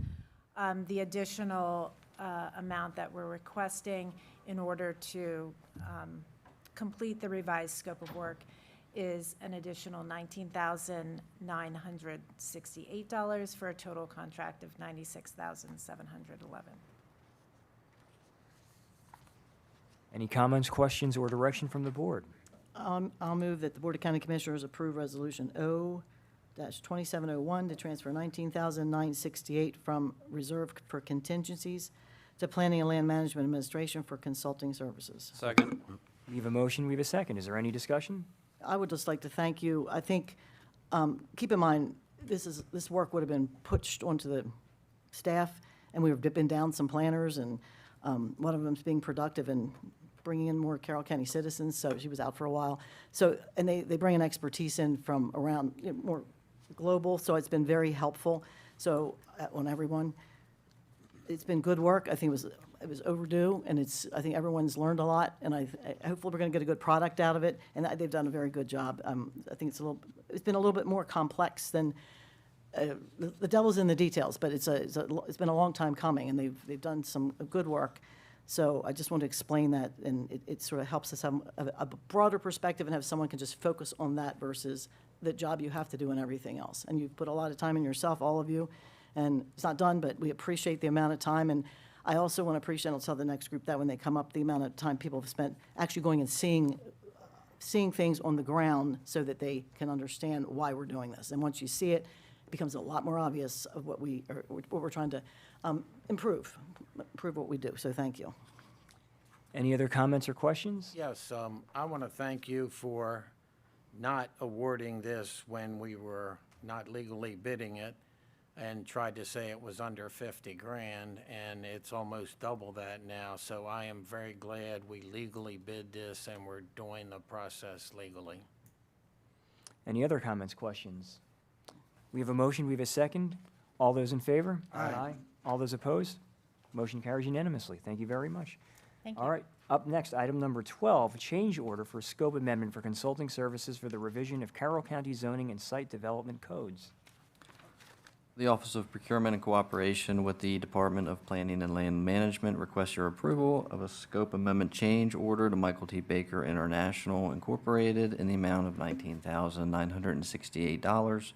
Project is providing an assessment of existing documents and best practices, development of recommended code amendments, and assistance in the code amendment process. Commissioner direction has resulted in changes in process and time commitments to meet expectations.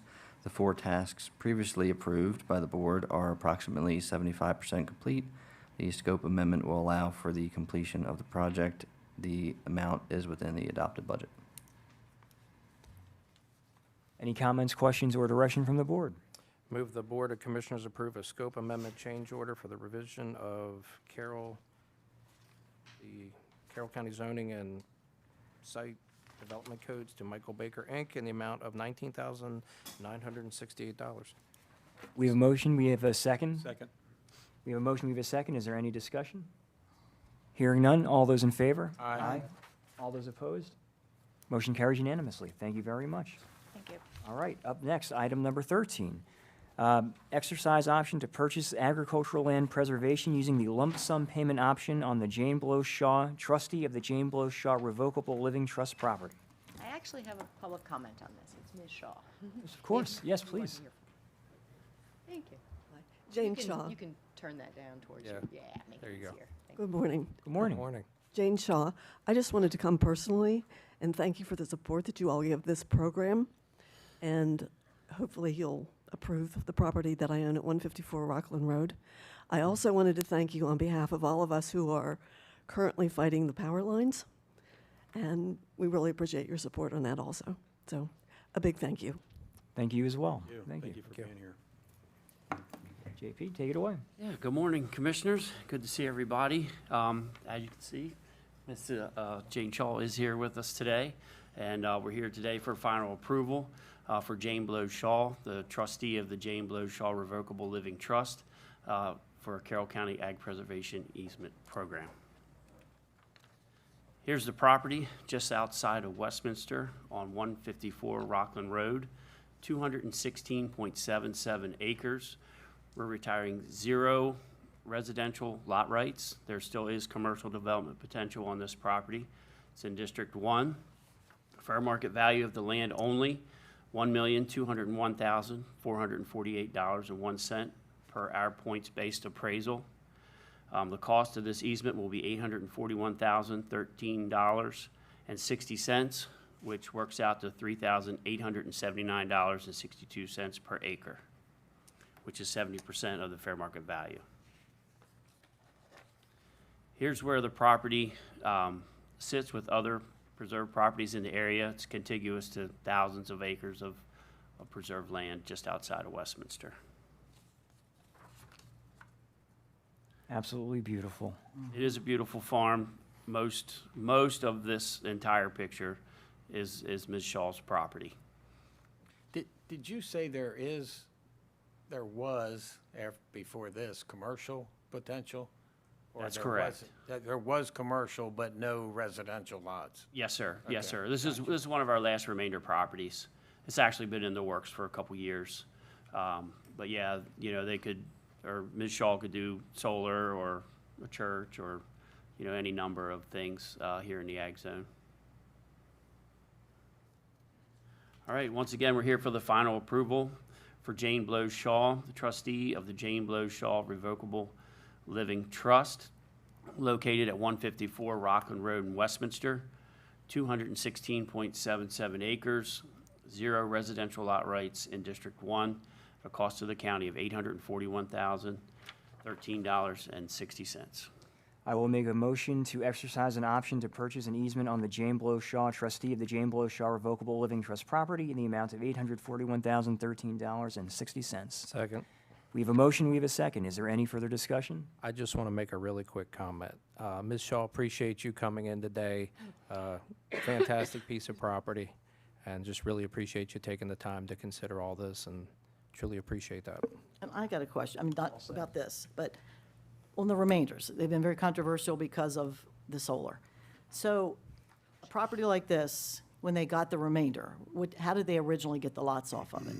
I mean, I'm trying to figure out if we can do something with remainders so we're not getting all the solar on all these remainders. So, I mean, in the future, because we allow the commercial, so they could have put, if she hadn't done this, we could have put, for ones that aren't under preservation. Anything that's allowed in the agricultural zone could be put on those remainders. No, but and a remainder became because they got lots off of it to begin with, correct? That's correct. But if you're only allowed a certain amount of lots, it's just odd to me that they only allow a certain amount of lots for houses, but they'll let you put all this other stuff. So, I mean, not they, the state of Maryland won't let you build houses, but we can put all this commercial, now we're putting all this solar on it. So is there any way that we can do things with, when people get remainders to begin with, to make it less possibility to do things? I don't know that this is a good question Okay. for JP. Okay, It might I'm be a just, little out of it just comes up. I'm glad we're not putting solar all over I it, but. mean, There are other counties that when they, do development, they put it in preservation afterwards. We had a lot of talk about that with our community solar.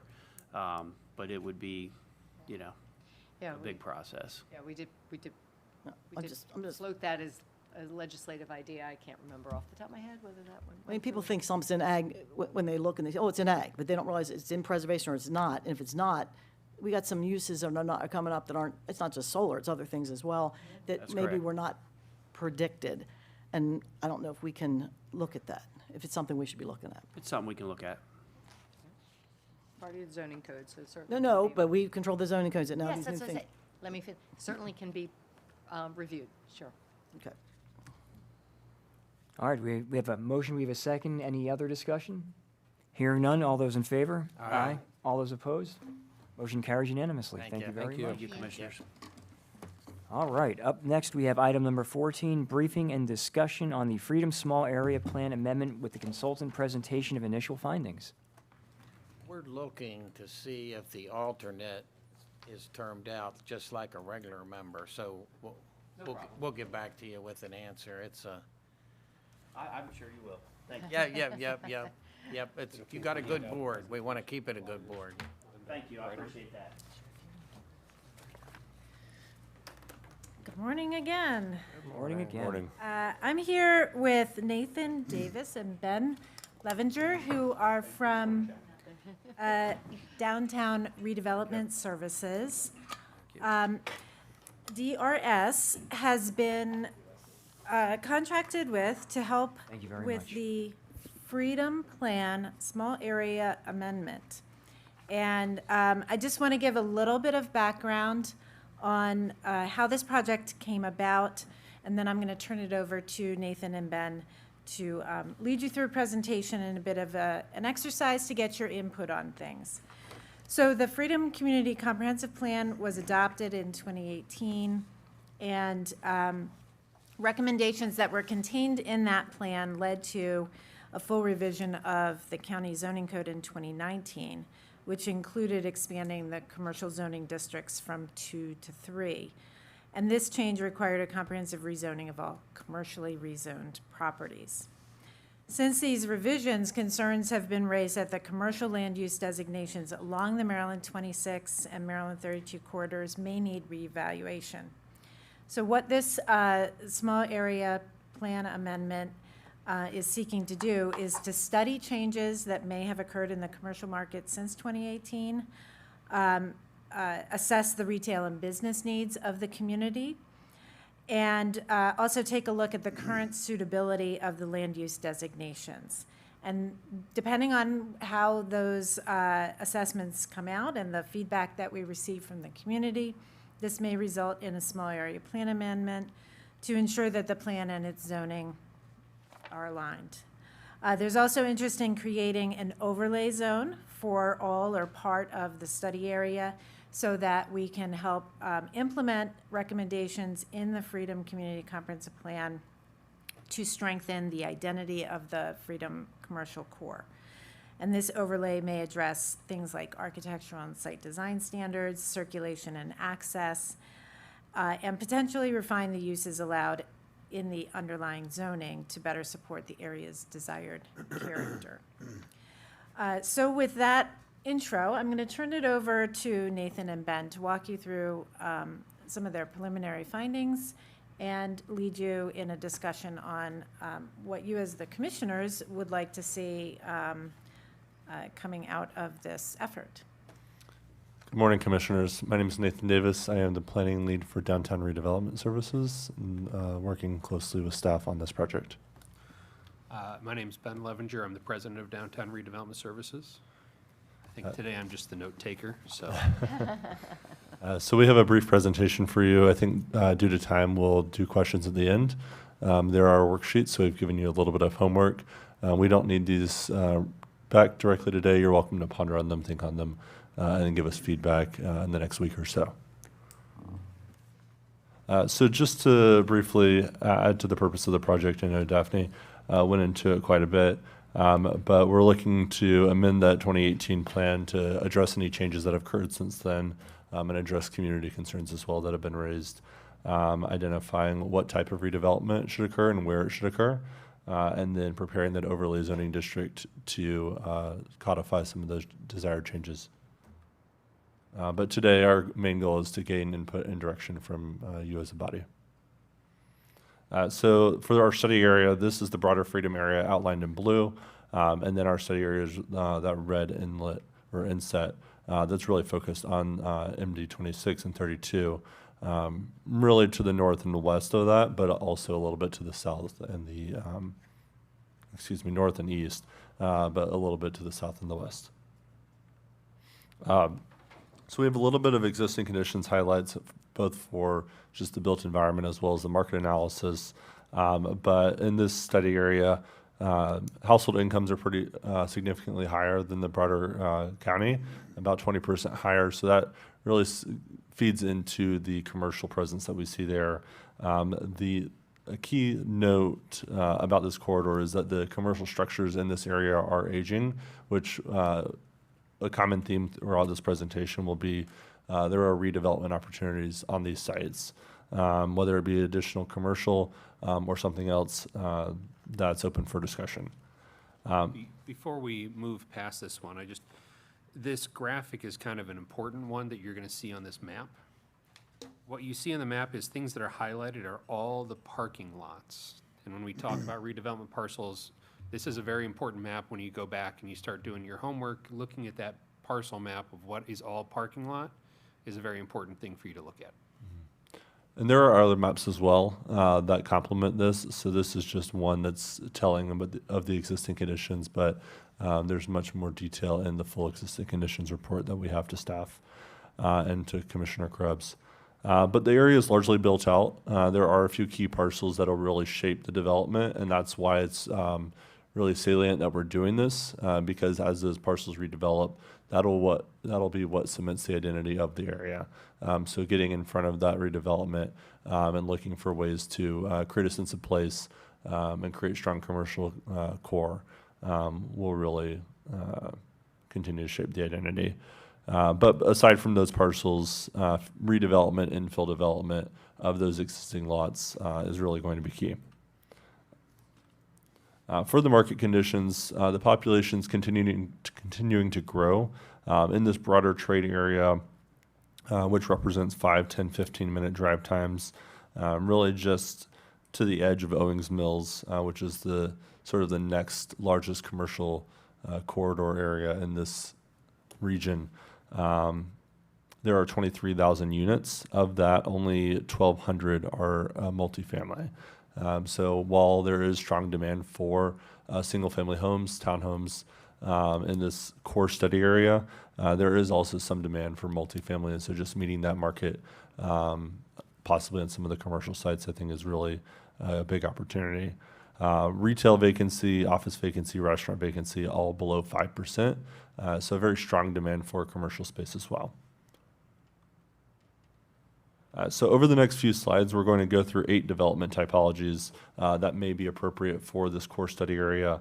One of the key things we want you to answer on your handout that we have before you are which development types do you believe are appropriate and where? Which development intensities are most appropriate for each development typology? And then what transitions should be implemented? So when you go through this process and we're going through these slides, don't think that it only has to be one. I would stress that there's going to be a mixture of all these different typologies as this area builds out. So it's not just big box, it's not just single family residential, it's not just mixed use. It's a mixture of all of these items. And don't be afraid to say, I like this, I don't like that. You're not hurting anybody's feelings by saying those items and just being honest with us. The transitions are going to be particularly important. One of the key themes that we've heard from Commissioner Krebs, staff, the public, is that transitioning to adjacent residential, those single-family homes, sort of on the periphery, is going to be really important. And then while we do have our core study area, there's also going to be a transition area. So when we think about the overlay zoning district, how that commercial transitions to adjacent residential is really important. And so those transition standards, which we'll discuss further in detail later on in this presentation. So the first 4 development typologies that we have right here are big box commercial. This is just standard Walmart in the study area of Home Depot, Kohl's, Home Goods, things of that nature. We have strip commercial, whether that's an outlot development, one of those big box sites, or it's standalone strip mall. Those fall under strip commercial. Residential commercial mixed use. There's not a whole lot of this in the study area. There's one site, Princess Shopping Plaza, that we toured under the planned commercial centers. It allows for 1 floor of residential above it, above that strip commercial. I think this was created with a different intention based off of conversations to have more of a vibrant mixed use area. But the built environment of how it's turned out has turned more into just standard strip commercial with 1 floor of housing above it, not that vibrant mixed use district that I think that was shown many years ago in previous planning efforts. And then commercial mixed use, we have ground floor commercial with upper floor office.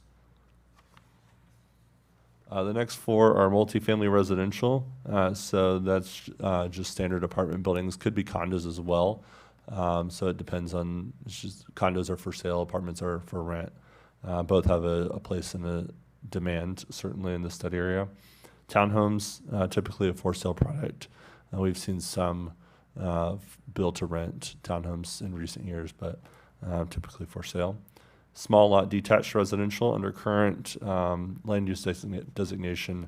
This is 4 to 6 units an acre, more like cottage court residential homes. And then finally, we have a low density warehouse, which is, if you look at the existing land use map that's on the first page of your handout, that is that purple area that's on the northwest side, northwest. Those are really more industrial than anything else. Right. So one of the key things we're asking for your guidance on is which tools should be considered. So there's a variety of regulatory and infrastructure improvements that can be recommended. I think the main goal of what our project is looking at the regulatory and how that zoning overlay can achieve some of these public objectives. But within this category, there are transition standards adjacent to neighborhoods. So we'll talk about this a little bit more in a second, but there are a number of things that can be included in this, like larger setbacks, landscaping, buffering, various things to make sure that there's not a large commercial development directly adjacent to single-family homes. New public access roads, making sure that commercial isn't only abutting those arterials, but they join to access roads to make circulation a little bit easier for cars and those wanting to walk. Shared driveways and cross access. So shared driveways would be on the same side of a road, same curb cut for multiple businesses or multiple strip developments.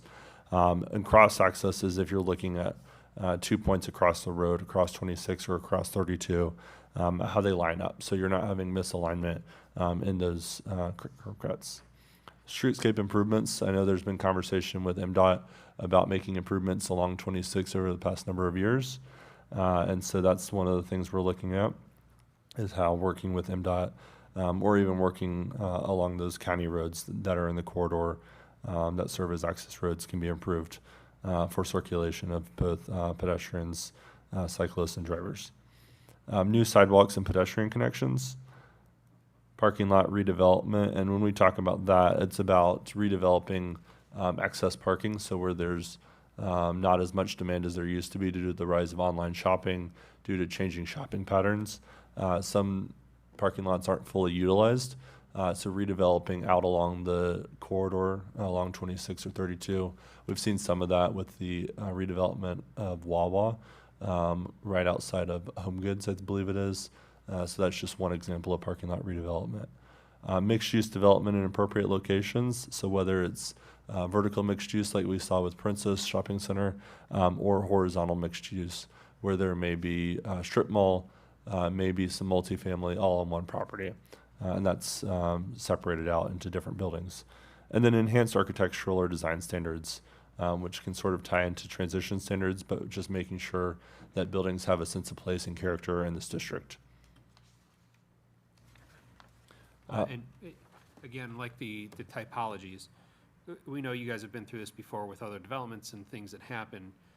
This is not a one-size-fits-all, please check one box. There's going to be many things that are case-by-case scenarios that happen on many different parcels.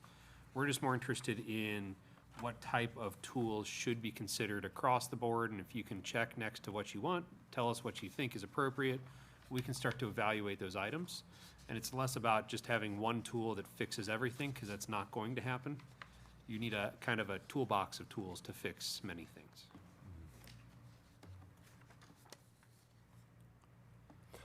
So the next one is what should the amendment prioritize for the small area plan amendment? So there are 6 choices. I apologize that I left off economic development, which economic development is very important on the handout design. So looking at that last page there on the left side in the red box, there's redevelopment and reinvestment. So looking at some of those aging commercial parcels and seeing how they can redevelopment, working with property owners on that. Making transportation improvements along those main corridors as well as on county roads. Obviously, the county can make requests to MDOT to make certain improvements, but it is ultimately up to them. But there's much more flexibility on what those county roads look like, as well as what infill roads look like as well. Housing choices, delivering more housing diversity in this area. One of the key things from the 2018 plan was to target growth in this area to preserve open space in the rest of the county. So whether it be multifamily, small lot, detached residential, townhomes, all of those things could be an option here to preserve that open space for the rest of the county. Economic development, making sure that people in this area have shopping, employment opportunities, things of that nature. Walkability and public space throughout the corridor. The bike ped plan currently emphasizes a network of paths for bikes and pedestrians throughout the area, connecting destinations, whether it be the schools, parks, shopping destinations, things like that. And then corridor appearance and landscaping, making sure that when people arrive into the district, that they feel a sense of place, that they recognize that this is the core of the Freedom area. And then finally, we have implementation priorities. So these are things that will require public investment or policy changes. So just understanding where the county wants to focus its resources. First of mind is updating zoning regulations. I think this is most salient because this is the core of the project to submit some of the recommendations from this plan. Capital improvements, whether it be utilities or roads or something else, public parks, things of that nature. Transportation improvements, making sure that bikes, pedestrians, motorists, drivers can all navigate the area safely and efficiently is really important. Streetscape and beautification, again, creating that sense of place. Providing incentives for redevelopment as these properties look to redevelopment. If there are any public priorities for achieving any certain outcomes, they can partner with developers to provide incentives in exchange for certain things. These can be financial incentives, they can be regulatory incentives, such as providing density bonuses in exchange for some public outcome. And then finally, we have public-private partnerships, and these are if a development can provide civic value, whether it be including a public park, delivering some other public facility as part of that development, so the county would chip in in exchange for the development to provide that civic value. I do want to also note that we did cut it out just for the time that we had, but on the first few pages of your handout, there are other prompts and questions on land use, economic development, and transportation and public improvements.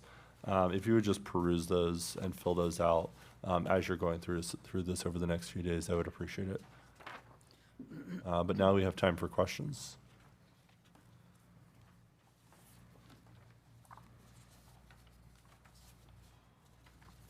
I'll let them go. I asked you a lot of questions yesterday. But I mean, you guys have, thank you, first of all, for being on the ground. I cannot emphasize enough how important it is to actually see on the ground. And 3 of our planning commission members went, got to really see on the ground. One had been there several times. I just can't imagine how you do this without actually seeing what you're talking about. And you guys use the Google Photos and all, but it's nothing like being on the ground and seeing what's there. So a couple of our challenges that we start with, I mean, we saw some opportunity for infill, and there were some very insightful ideas. The underlying issue is that we have not done the infrastructure that was supposed to be done, parallel roads. The county has not put any of the extra roads in to take on the density. So we got a study going right now, Wallace Montgomery study, saying, is there any of that left that we can salvage? And it's probably some, but there's nothing like it was supposed to be. And there's only one tiny section that's ever been completed. But so that is something that does constrain us with adding, even though there's space on these parking lots, and I don't disagree with you, we'd have to look at the amount of traffic it would bring, because that's one of our biggest problems. It's safety issues. Congestion is not fun, but it's the safety issues when people avoid driving at certain times, and it shouldn't be like that. So we've got that challenge that is a constraint that's not fixed quickly. But at least we're moving forward with a study of it and saying, if we can fix some of the pieces. And then at the same time, we've re-energized State Highway with some improvements, with some spot improvements and some funding to go with it. And then they have also committed to bringing back a corridor study that was started 30 years ago, was ready to be finished, and it got stopped. But they're going to bring that corridor study back for the entire corridor, and that could take a decade. I mean, to actually realize it, we know the reality of that, but at least it's back on track, and they're actually going to pay for that study part themselves, which is nice, because they see all the stuff that we're trying to do. Finally, they think that we're going to put our words with, I guess, deeds with words. And so I think they feel confident that may occur. So some of that's longer term, some of it's short term, but that's still a constraint for the short term. It doesn't mean you can't, I mean, some of these ideas you had were good ones. It just, again, depends on how much, certain of these intersections are already like, you can't move. So if you added any more to it, unless it's something that doesn't have a lot of traffic. Let's see. I want to give you your clipboard back because it's all wet from yesterday. We had intermittent rain when they said that. They meant it, so my pages all got wet. But it Well, we're looks like grateful that it didn't downpour like it did right after our well, tour it was ended. good rain. Everything's nice and green, but I realized I'll give you this back. But is it the same? Is this the same? I just know the front page is different. Is that the only thing that's different? The handout and the site tour were different. The handout for today was very different from the site tour Okay, handout. okay. Well, I'll just keep my little wrinkled papers. And can you email us this so we can type it in? Absolutely, They we asked can that, yes, because email I it. think you'll be able to read it better, and we can fit more words on these little lines. So if you email it, I don't want to keep scratching out and rewriting it. The other thing that I mentioned yesterday, and I appreciate you driving out further, the study area was based on something that was tried to be done years ago in our Freedom Plan in 2001. It was called a Boulevard District, and it was identified in this area. Since then, that's a long time ago, 25 years ago. Since then, it's actually pushing out a little bit further, and that is not necessarily in the study area. It's a possibility. I think that we should look at up to Clee Mill Road, only because there's some unimproved area there, and we don't want to repeat. If we could prevent that and do some of the planning and consolidation of curb cuts before it happens, it would be good, instead of now trying to go backwards. So I'm not sure what that would take. You drive up and see, there's a couple projects that happened up there, but there's some stuff, there's not a huge amount. Some things you're not going to touch, a cemetery, a church, and that's not going to happen. Right. But there's a few areas that might be an opportunity to make sure we aren't reacting to this a few years from now, and it might not take a lot more work. So I'm putting it out there, and you already have seen that. So I'll explain that to you guys later, but just I want to put it on your radar screen. And then we talked about the enhanced architectural design standards. We really don't have any at this point at all. Right. And so putting those into place and making them reasonable, and we're not going to pick the color paint, but most places, do have architectural and design standards written so that they know ahead of time. One of the things that I'm committed to is having predictability especially in an area like this, for our developers. Here's what you can do, here's where you can go, and here's what we'd like to see.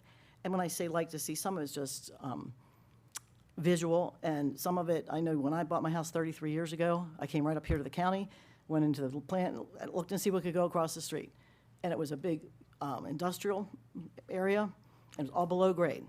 And I said, this is nice. They had trees all around it, and they said, that's what can go across the street, is what's here already, all below grade and pine trees down it. It's been a good neighbor for 33 years. But we don't see, but I didn't realize that was only part of that particular site plan. It wasn't really written anywhere. So we're getting another whole big piece of industrial. It's all gonna be sitting up right in front of everybody's homes. So, so how do we get that in there? So, because whoever did it years ago, I guess it was written on their plan, which I didn't understand when they told us, had the foresight to say, hey, put this below grade, and it's been a great neighbor for everyone.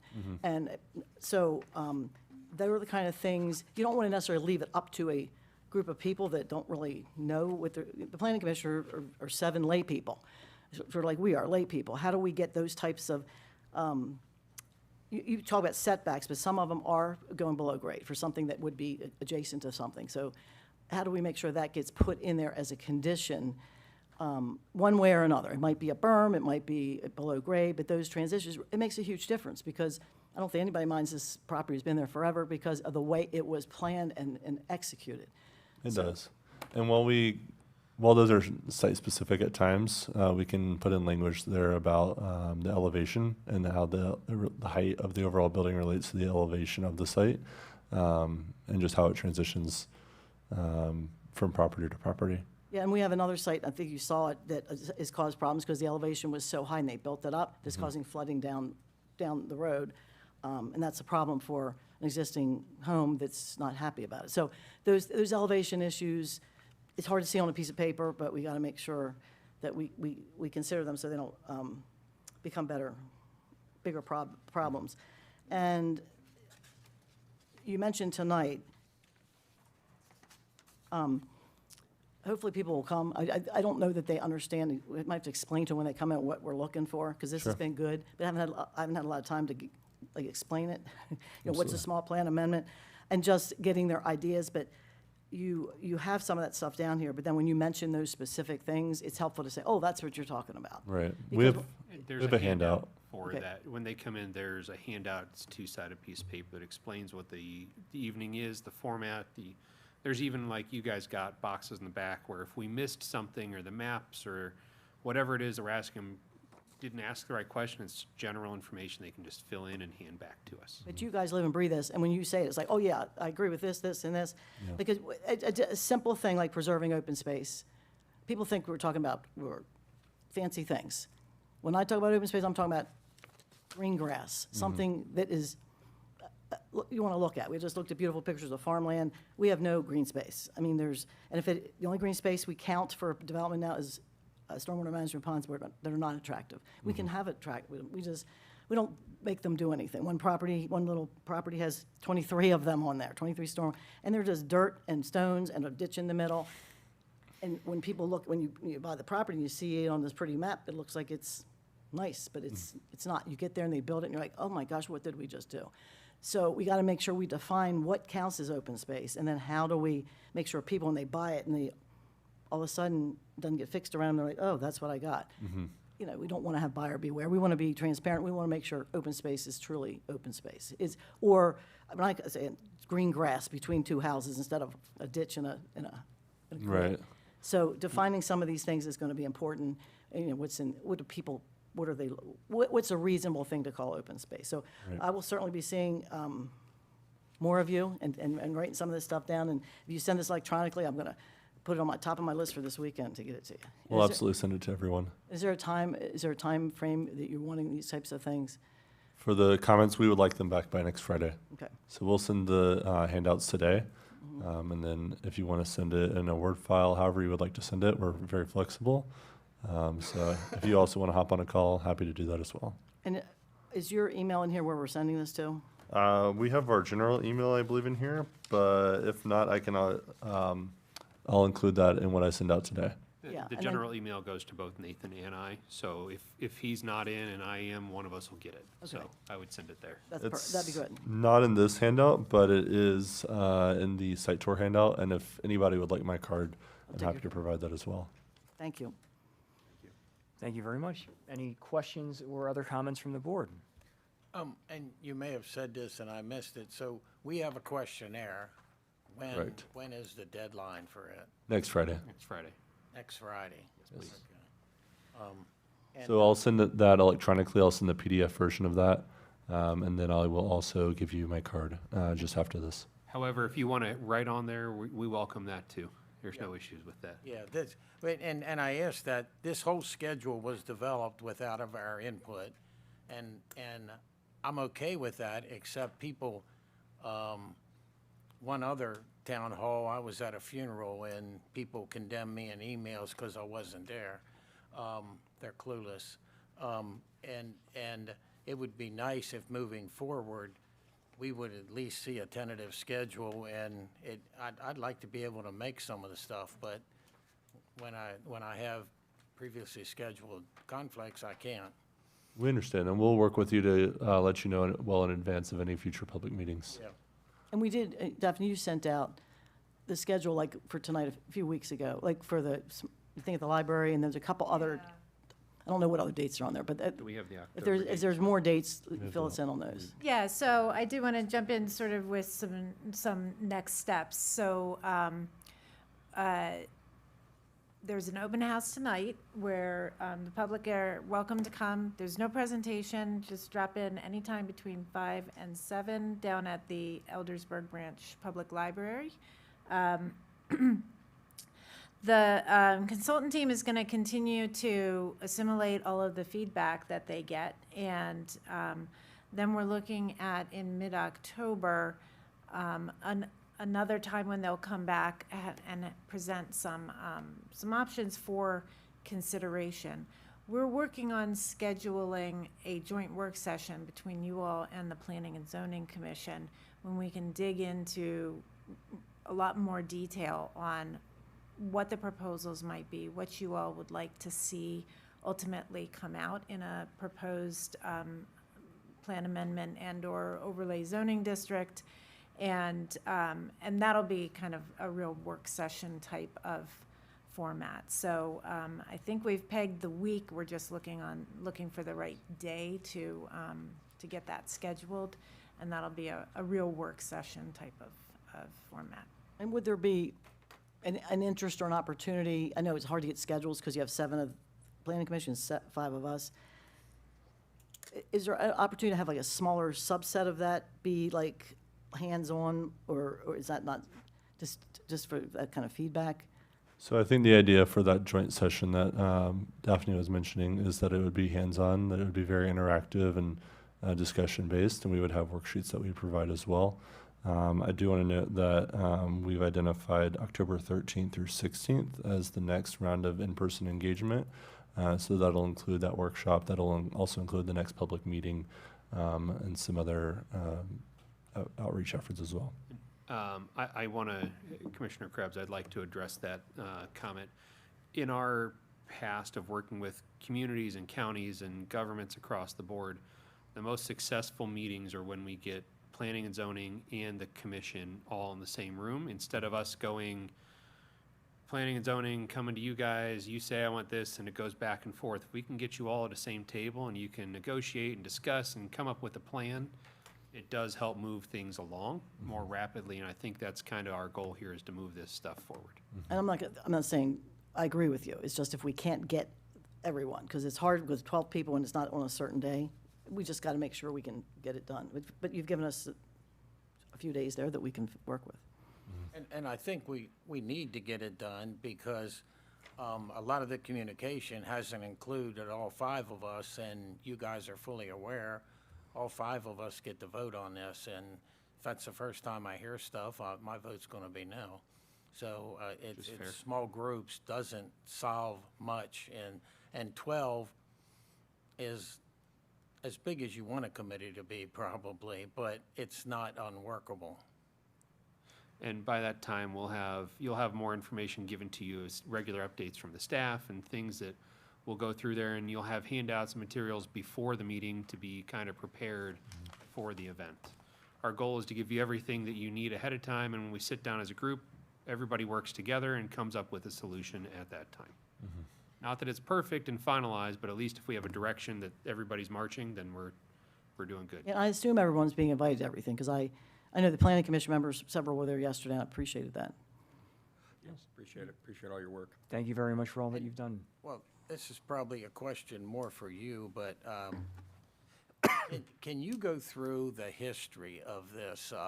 Somebody quizzed me yesterday that it said we did all this during COVID and they weren't allowed to be there, but COVID didn't start in China till December of 2019. What did we do prior to that? We did plans and then we did zoning, and what's the years? And maybe you need to email us. You know, I know. I can give you the high level. So the zoning code rewrites were, I think, actually being worked on in response to the adoption of the 2014 county master plan. They had started kind of working on them in response to recommendations with that plan. But then it was really kind of solidified with the development of the Freedom Community Comprehensive Plan. When that plan was adopted in 2018, they rolled straight into revising the zoning ordinance, starting with the commercial and industrial zoning districts. So that was adopted in 2019, December, I believe it was, 2019. And that had COVID started in China. You didn't do it in China, did you? Sorry, I just. No. Now, there might be some confusion because there were multiple phases of the zoning code rewrite. Like, there was, and even multiple phases of the commercial rezoning. So, there was an initial phase in 2019 that was moving certain properties from the old business general and business neighborhood retail to the new C1, C2, C3 commercial districts. And that just had to happen because you go from 2 to 3, you have to figure out where everybody goes. I believe it was in 2021 that a second phase of by request commercial rezonings happened. That was where property owners were allowed to submit a request for rezoning if they had commercial or industrial land. And I think that was mostly to align certain properties that were not zoned commercial or industrial at the time, but were consistent with a planned land use designation. So those may have had some virtual component to them. Okay. And then we later did amendments to the residential and ag and commercial zoning districts. I think that all wrapped up. You can correct me if I'm wrong. 2023 maybe, something like that. So it was a multi-phase, multi-year effort. And you can look in the ordinance book, and right under each one, and it'll tell you all the dates that it's been updated. And they're all different times. Yeah. And like the residential was done in 2022. Yeah. But, each one tells you those dates. You can follow it back. Right. All right, any other comments, questions from the board? All right, thank you all very much. Thank you very much. Commissioners. Thank you. Thank you, guys. And the due date is Friday. Next Friday. Next Friday. Next Friday. Next Friday. Not tomorrow, you got 8 Let's days. not rush it. And you guys love Carroll County so far, right? Yeah. Smart answer. You have a Tim Hortons and an ice cream shop. I'm good. They had to stay out of town because we don't have a hotel. They had to stay in Owings Mills. Thank you, everybody. Thank you. All right, up next, item number 15, approval of the FY27 town-county agreements for Mount Airy, Tawnytown, Union Bridge, and Westminster. Hello, Ted. Lou?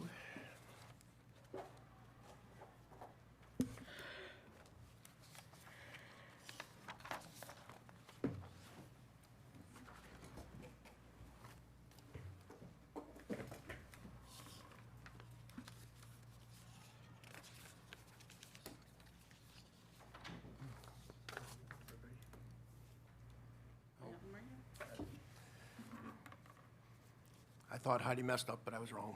I didn't have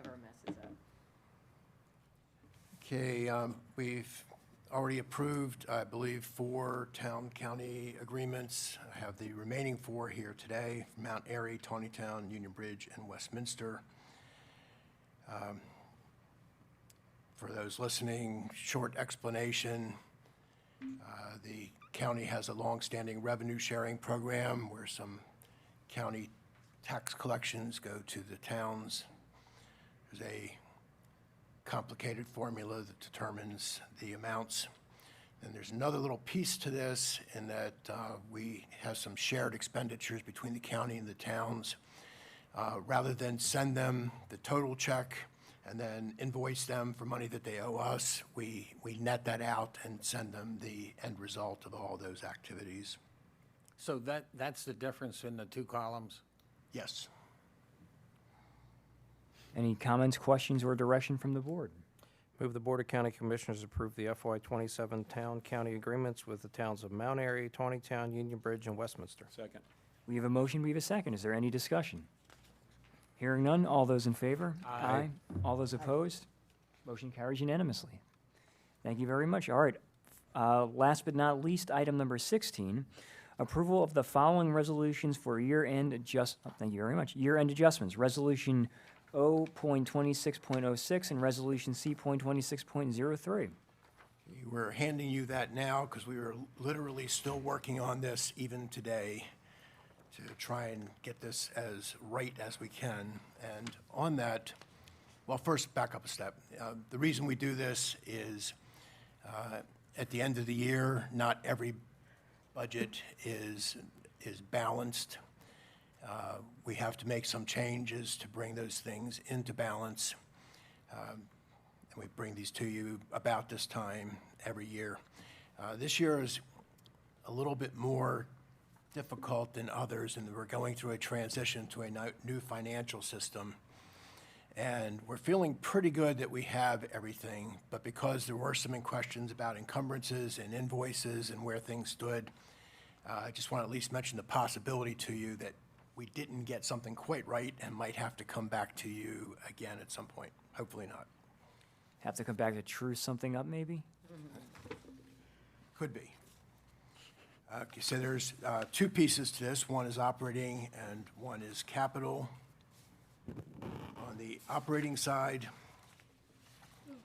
we have a payment we need to make to the Maryland State Department of Education for the state-determined our share of private pre-K payments. We haven't talked about this lately, but you might remember earlier in the year, the state kind of surprised us with this bill after we had adopted the budget, so this is not in the budget. So we're making this change now so that there is a budget for this payment. Do we have any idea if this is ongoing or? Well, it's absolutely ongoing. We don't know the number, though. The amount? Yeah, the problem is it's based on the number of children who register with private pre-K providers, and we have no information on that until the state provides it to us. Now, we do know that after we adopted the budget, and I don't remember what we put in, but we put in a number because it made more sense to put in something rather than nothing, even though we don't know what the number is going to be. But the county got 2 more private pre-K providers approved since then. How many kids will they have, if any? We don't know that. So, this is always going to be a bit of a guessing game for us. And Ted, I want to make sure you understand, I didn't vote for Blueprint for a lot of reasons. The private pre-K was supposed to be an alternative to the public pre-K, because we had a lot of good pre-Ks around, and some people wanted to send their kids in a different way. It wasn't supposed to be extra. It was supposed to, that kid would have gone to public school. Eventually, everybody had that opportunity to go to public school, and this was supposed to be, so they wanted to not do that, they could come here. It wasn't supposed to, so I don't know. I guess when we do enrollments, we count the kids that are actually going to public pre-K, so this would have been, they're going here instead. Is that the way we should look at it? Because it wasn't supposed to be extra. It was supposed to be, hey, everybody's going. They're either going to here or they're going to go there. And in many cases, the private pre-K is less. But how do we look at that? Well, whether they're coming to a Carroll County Public School or to a private pre-K provider, we don't know how many pre-K students will show up until they show up. So there's never advance information on what that's going to be. And we've had a similar problem for many, many years with kindergarten. Once they're in the school system, there's some predictability to how many you expect there to be the next year. Not perfect, but there's some. With kindergarten, you don't know until they register. Pre-K, it just extends that problem even further now. Kindergarten is mandatory to go to. You have to go, right? Am I correct? So everyone's got to go, supposed to go to kindergarten. And we sort of can look at birth rates to figure that out. And they don't normally go to there's no other kindergartens available. But pre-K there were. There's always been a lot of pre-Ks, good pre-Ks in Carroll County. So some people want to keep sending their kids to that particular pre-K. Is pre-K eventually, when we have all of the seats, will that be mandatory, or is that just still optional, not like kindergarten? Under current law, it's optional. It's optional. It's available. It's available. And a lot of people are taking advantage of it because it's expensive for daycare, and now you can go into pre-K. Do you know if this is because we don't have pre-K in all of our schools yet, maximized, we're not all built out, or is it just because people want to go to a different place? I don't think. Or do we not know? I don't think it has anything to do with anything that we do in the Carroll County Public School System. It's all about, are there pre-K, private pre-K providers?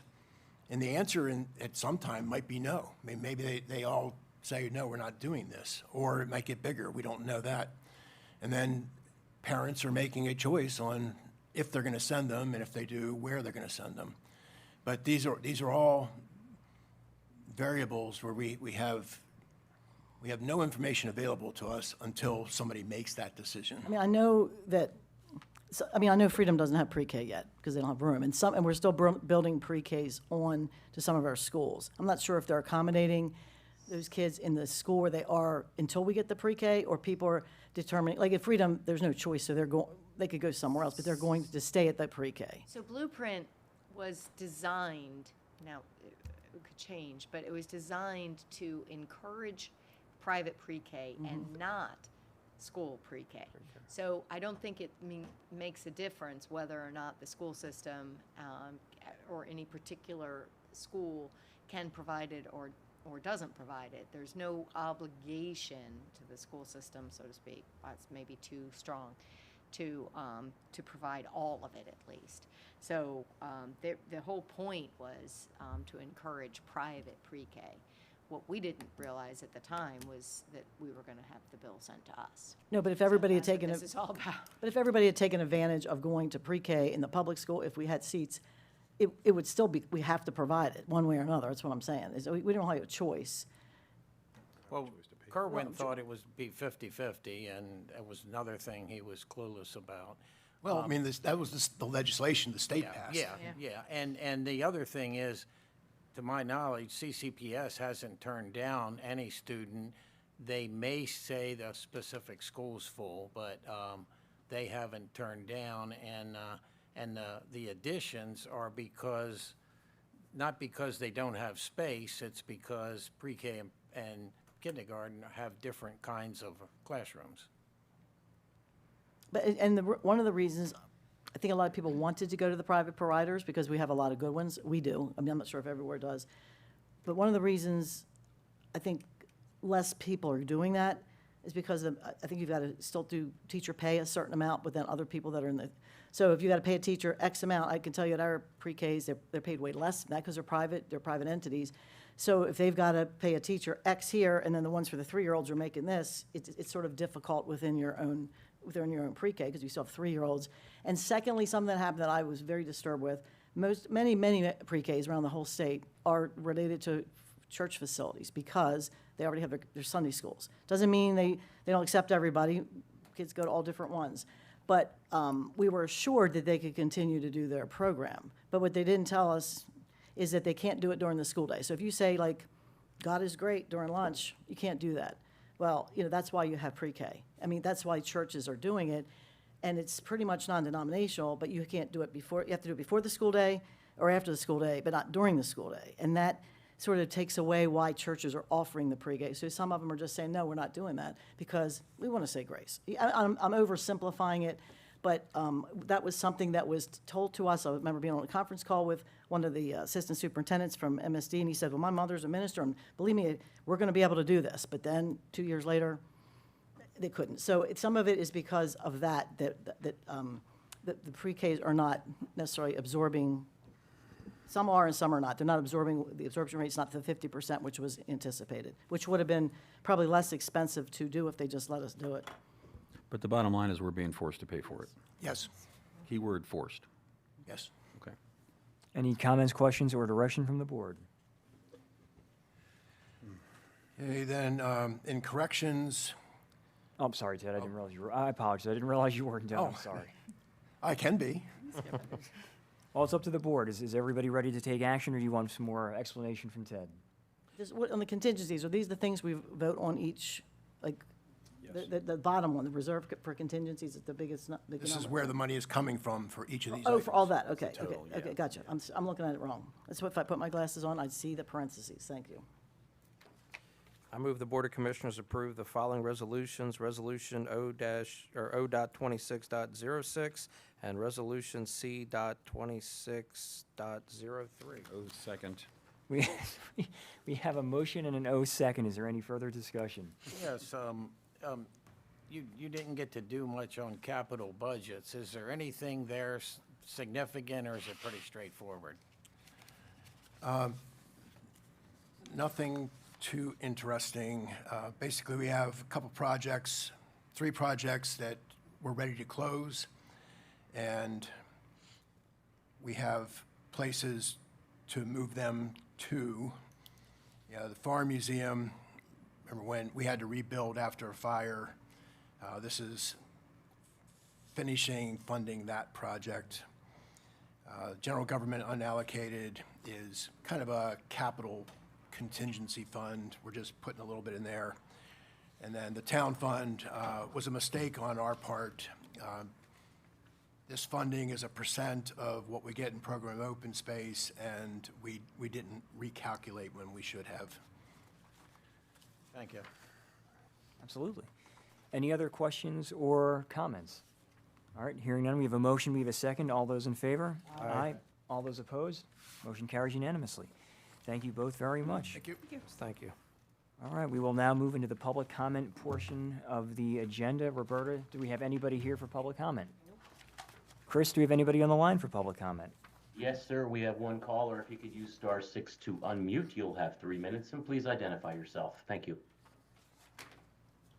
Yes, good morning, commissioners. Can you hear me? Yes. Yes. Thank you. Catherine Adelaide, one of 9 members of the Carroll County Republican Central Committee. Hope everybody's having a great day. I really enjoyed hearing your priority Carroll. Like you, I love all things Carroll. I did attend the National Night Out in Westminster and saw Commissioner Gordon there, so great on priority Carroll. Our Central Committee meeting is tonight instead of our usual 4th Thursday, which would have been August 20th. It will be tonight at 6 o'clock at the Senior Center. And that is because our events committee, and we're all working really hard to get ready for our annual Patriot Picnic on Sunday, August 23rd at 1 o'clock at Bennett Surf Park. Sorry, I didn't hit my timer here. Somebody can stop me. There's no charge for that, but we're there to get the Republicans excited about getting Republicans elected in November. So we had a great time last year, and we hope you'll all put that on your calendar and attend that. Our other big event is the Carroll County 4-H Fair. It was a little iffy this year because we were lacking, enough volunteers, but I really appreciated our new member-elect, Tara Battaglia. She really is a big 4-H gal, and she inspired me. And so Kelly and I, we volunteered on Tuesday for Children's Day. My first day at Children's Day was absolutely awesome, and several of our members, Tara donated the duckies, and Dawn donated the little bubbles, Kelly a 250 anniversary gift. So we were there from about 8:30 till probably 3 o'clock. The Trump bears were very popular with the kids, as were all of the things. So we had a great day there. We were there last night, Wednesday, for the cake auction. I also like to attend the Carroll County Cloggers. That's the oldest clogging group in the state of Maryland, and the governor also put out a proclamation for International and National Day of Clogging, which will be this Saturday, August 8th, and they're having a matinee at the Carroll Arts Center to highlight the cloggers. So, and when you're done doing that, you can go back to the 4-H. Our trailer will be there for the Derby in the evening, and that's the final day. So really Carroll County Fair is definitely a great event for us all to attend. Quick pro-life news, no Carroll County Right to Life meeting in August, but we are working on volunteers for the Greenbelt Labor Day Parade for our Prince George's Right to Life chapter that's opening up. And mark your calendar for Thursday, October 15th for our Maryland Right to Life banquet. And also, if you want to volunteer at the Maryland State Fair, go to the Maryland Right to Life website. And that's it for me. Everybody have a great weekend. Thank you very much. Chris, do we have anybody else on the line for public comment? That's all I have, sir. All right, thank you very much. We'll now move into admin open, the administrative session open section of the agenda. And I do have something to discuss with my colleagues, and that is to set a date and a location for the public hearing for the proposed text amendments. In order to keep up with the schedule that's been established, we have to go ahead today and figure out what day and location for that. And the two available dates are either Tuesday, September 1st or Thursday, September 3rd to have the public hearing. So does anybody have a preference for either one of those days and for a location? Did you mention time? Did you mention time as well? Oh, it would be in the evening, I apologize. Okay. These are all the text amendments for ours. this All stuff. relating to So, the deferrals, I mean, yeah. if it's The possible. three, the I three mean, that you passed to go to public hearing last week, which is the retirement cluster and the ADUs. I mean, if possible, I would like to do it where people are, this is important and they do show up when we have it there. So if that's a possibility, even Liberty High School would be, probably be more parking. Because a couple times ago, people had to leave because they didn't have parking. It's a senior center. It was still fact that people told me they had to leave. So for me, I could certainly make either one of those days work. I have a preference for Tuesday, but I could certainly make Tuesday or Thursday that week work. And my suggestion would be to have it here in Westminster. And while I understand that the amendments, were inaugurated by concerns in the District 5 and the Freedom area, they would effectively, if passed, affect the entire county. And so I think having a central location, because of the far-reaching potential of those changes, would be amenable. And I'm pretty sure that Tuesday, September 1st, is the first meeting after the summer of the One Republican Club that meets at the Senior Center, and they get a good crowd. I think it would be nice not to conflict with that. So Well, I certainly would, I certainly understand Commissioner Krebs' concerns. I tend to agree with Commissioner Vigliotti on this and would propose that we conduct these meetings on September 3rd here in our public meeting room, which I assume is going to be the Reagan Room, okay, which is downstairs, everybody, if you're, just don't be confused when you get here. And I don't have a specific preference for time, whatever time seems to work best for folks, but I would advocate that we have it here on September 3rd in this building. In the evening. I'm sorry? In the evening, you're In saying. the evening, yes, Yeah, yes, the yes, time is like yes, 5, yeah. 6, or 7. Yeah, whatever Meet time in we the agree. daytime, so would you rather have it earlier, like 5 or 6, so that you're not going home and coming back? I mean, it's up to you guys. That would be. It's a long day. That's I a mean, good it's suggestion, actually. If we could make it as early as possible, that would be. How about We 6? can ensure people can make it. How about 6 o'clock? That's what we're doing this other one on, at 6 o'clock, Yeah. the one for, So, I mean, it's 3 things we have to do, I just don't want to be here forever, no one's, that's a good point, too. It could be a long night. So I would propose, I make a motion that we conduct these public hearings on the 3 remaining deferral proposed text amendments on September 3rd here in the county office building, starting at 6 p.m. Second. All right, we have a motion, we have a second. Is there any discussion? All right, hearing none, all those in favor? Aye. All those opposed? Motion carries unanimously. Thank you, everybody. Does anybody else have anything for admin open? All right, hearing nothing, we'll move into the agenda review section of our agenda. Good morning, Wanda. Hello, Wanda, how are you? Good. All right, so up first, we have the week of Monday, August 10th. Monday, August 10th, we have the ribbon cutting and opening ceremony for the Tawnytown Senior Center Room Project at 2 o'clock p.m., and I am slated to attend that. Do you know if you'll be here yet? Do you have a conflict, or you think, you're pretty sure you'll be there? Oh, no, I will certainly be there at the Okay. Tawnytown Senior Center. Put me down as a maybe. I'd like to try. If you said you weren't gonna be there, then I definitely. Gotcha. Okay. All right. Tuesday, August 11th, the Ag Center Board meeting. Wednesday, August 12th is Summer Mako, and Commissioners Gordon, Kyler, and Krebs will be representing us and representing us well, as they always do. And then also on Wednesday, the Farm Museum Board meeting with myself.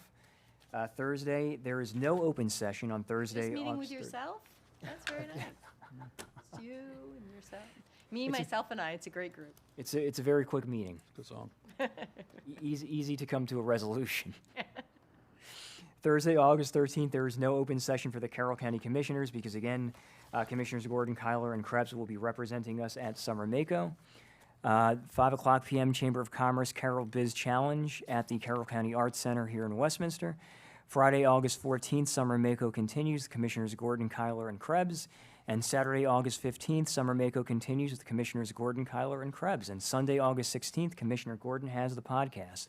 Are there any alterations or amendments to the first week of our agenda? I just want to mention with Mako, the app's now available. I don't know if everybody's seen it, but that has a lot more detail of schedule in it for everyone. Cool. Well, thank you, Commissioner. And if you want to follow along, I can get you the app. Yeah, I might as well. Yeah, why not? Watch it, yeah. It's got a lot of good stuff you learn. No, thank you, Kenny. Yeah, Thank you. No Yeah. problem. All right, up next, the week of Monday, August 17th. Monday, August 17th shows nothing on the formal calendar. Tuesday, August 18th, Commissioner Kyler has his chamber breakfast and wanted to put me down tentative. I might try to make that. Do I get fed if I go to this? I listen to you. Yeah, I guess I could go. What's for breakfast? Yeah, what is for breakfast? Do you know? Pretty much always the same thing. Hey. Pretty much always the same thing. 9 o'clock a.m. Planning and Zoning Commission with Commissioner Gordon, and then at 2 o'clock p.m. Veterans Advisory Meeting with Commissioners Gordon and Kyler. Wednesday, August 19th, Carroll Community College Board of Trustees meeting with Commissioner Kyler, and the Emergency Services Advisory Council meeting with Commissioner Guerin. Thursday, August 20th, we will have open session as Board of County Commissioners beginning at 9 o'clock a.m. Item number 1, Priority Carroll. Item number 2, we'll be hearing from the Board of Elections on a post-primary election report. Item number 3, approval to submit the FY28 Continuum of Care Application and Matching Funds Grant. Item number 4, request to amend the Carroll County FY 2027 Program Open Space Annual Program for the Town of Manchester. Item number 5, LED lighting upgrades to baseball field at Sandy Mountain Park.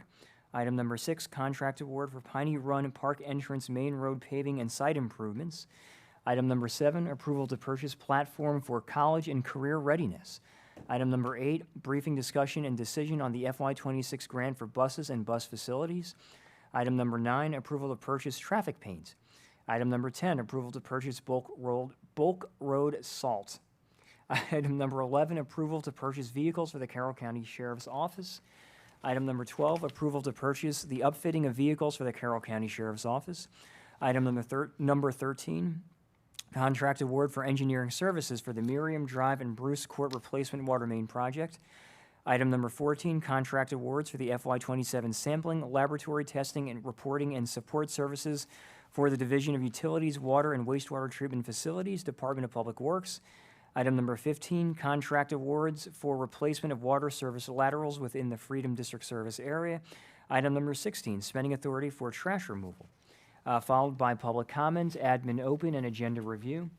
Friday, August 21st shows nothing on the formal calendar. Saturday, August 22nd shows nothing on the formal calendar. And Sunday, August 23rd, Commissioner Guerin has the podcast. Are there any alterations or amendments for the second week of our agenda? All right, hearing. I've got a question. For some reason, I thought today, or the 1st of August, we were getting the report from Rec and Parks, the inventory report. Do you know when that's coming up? Yeah, it will be toward the end of August, yeah. This is the end of August. Okay, so. It's just not on the agenda. No, I just was, think I was the looking for it 26th. today. I just, for some reason, thought it was the first meeting. All right, anything else for the good of the order?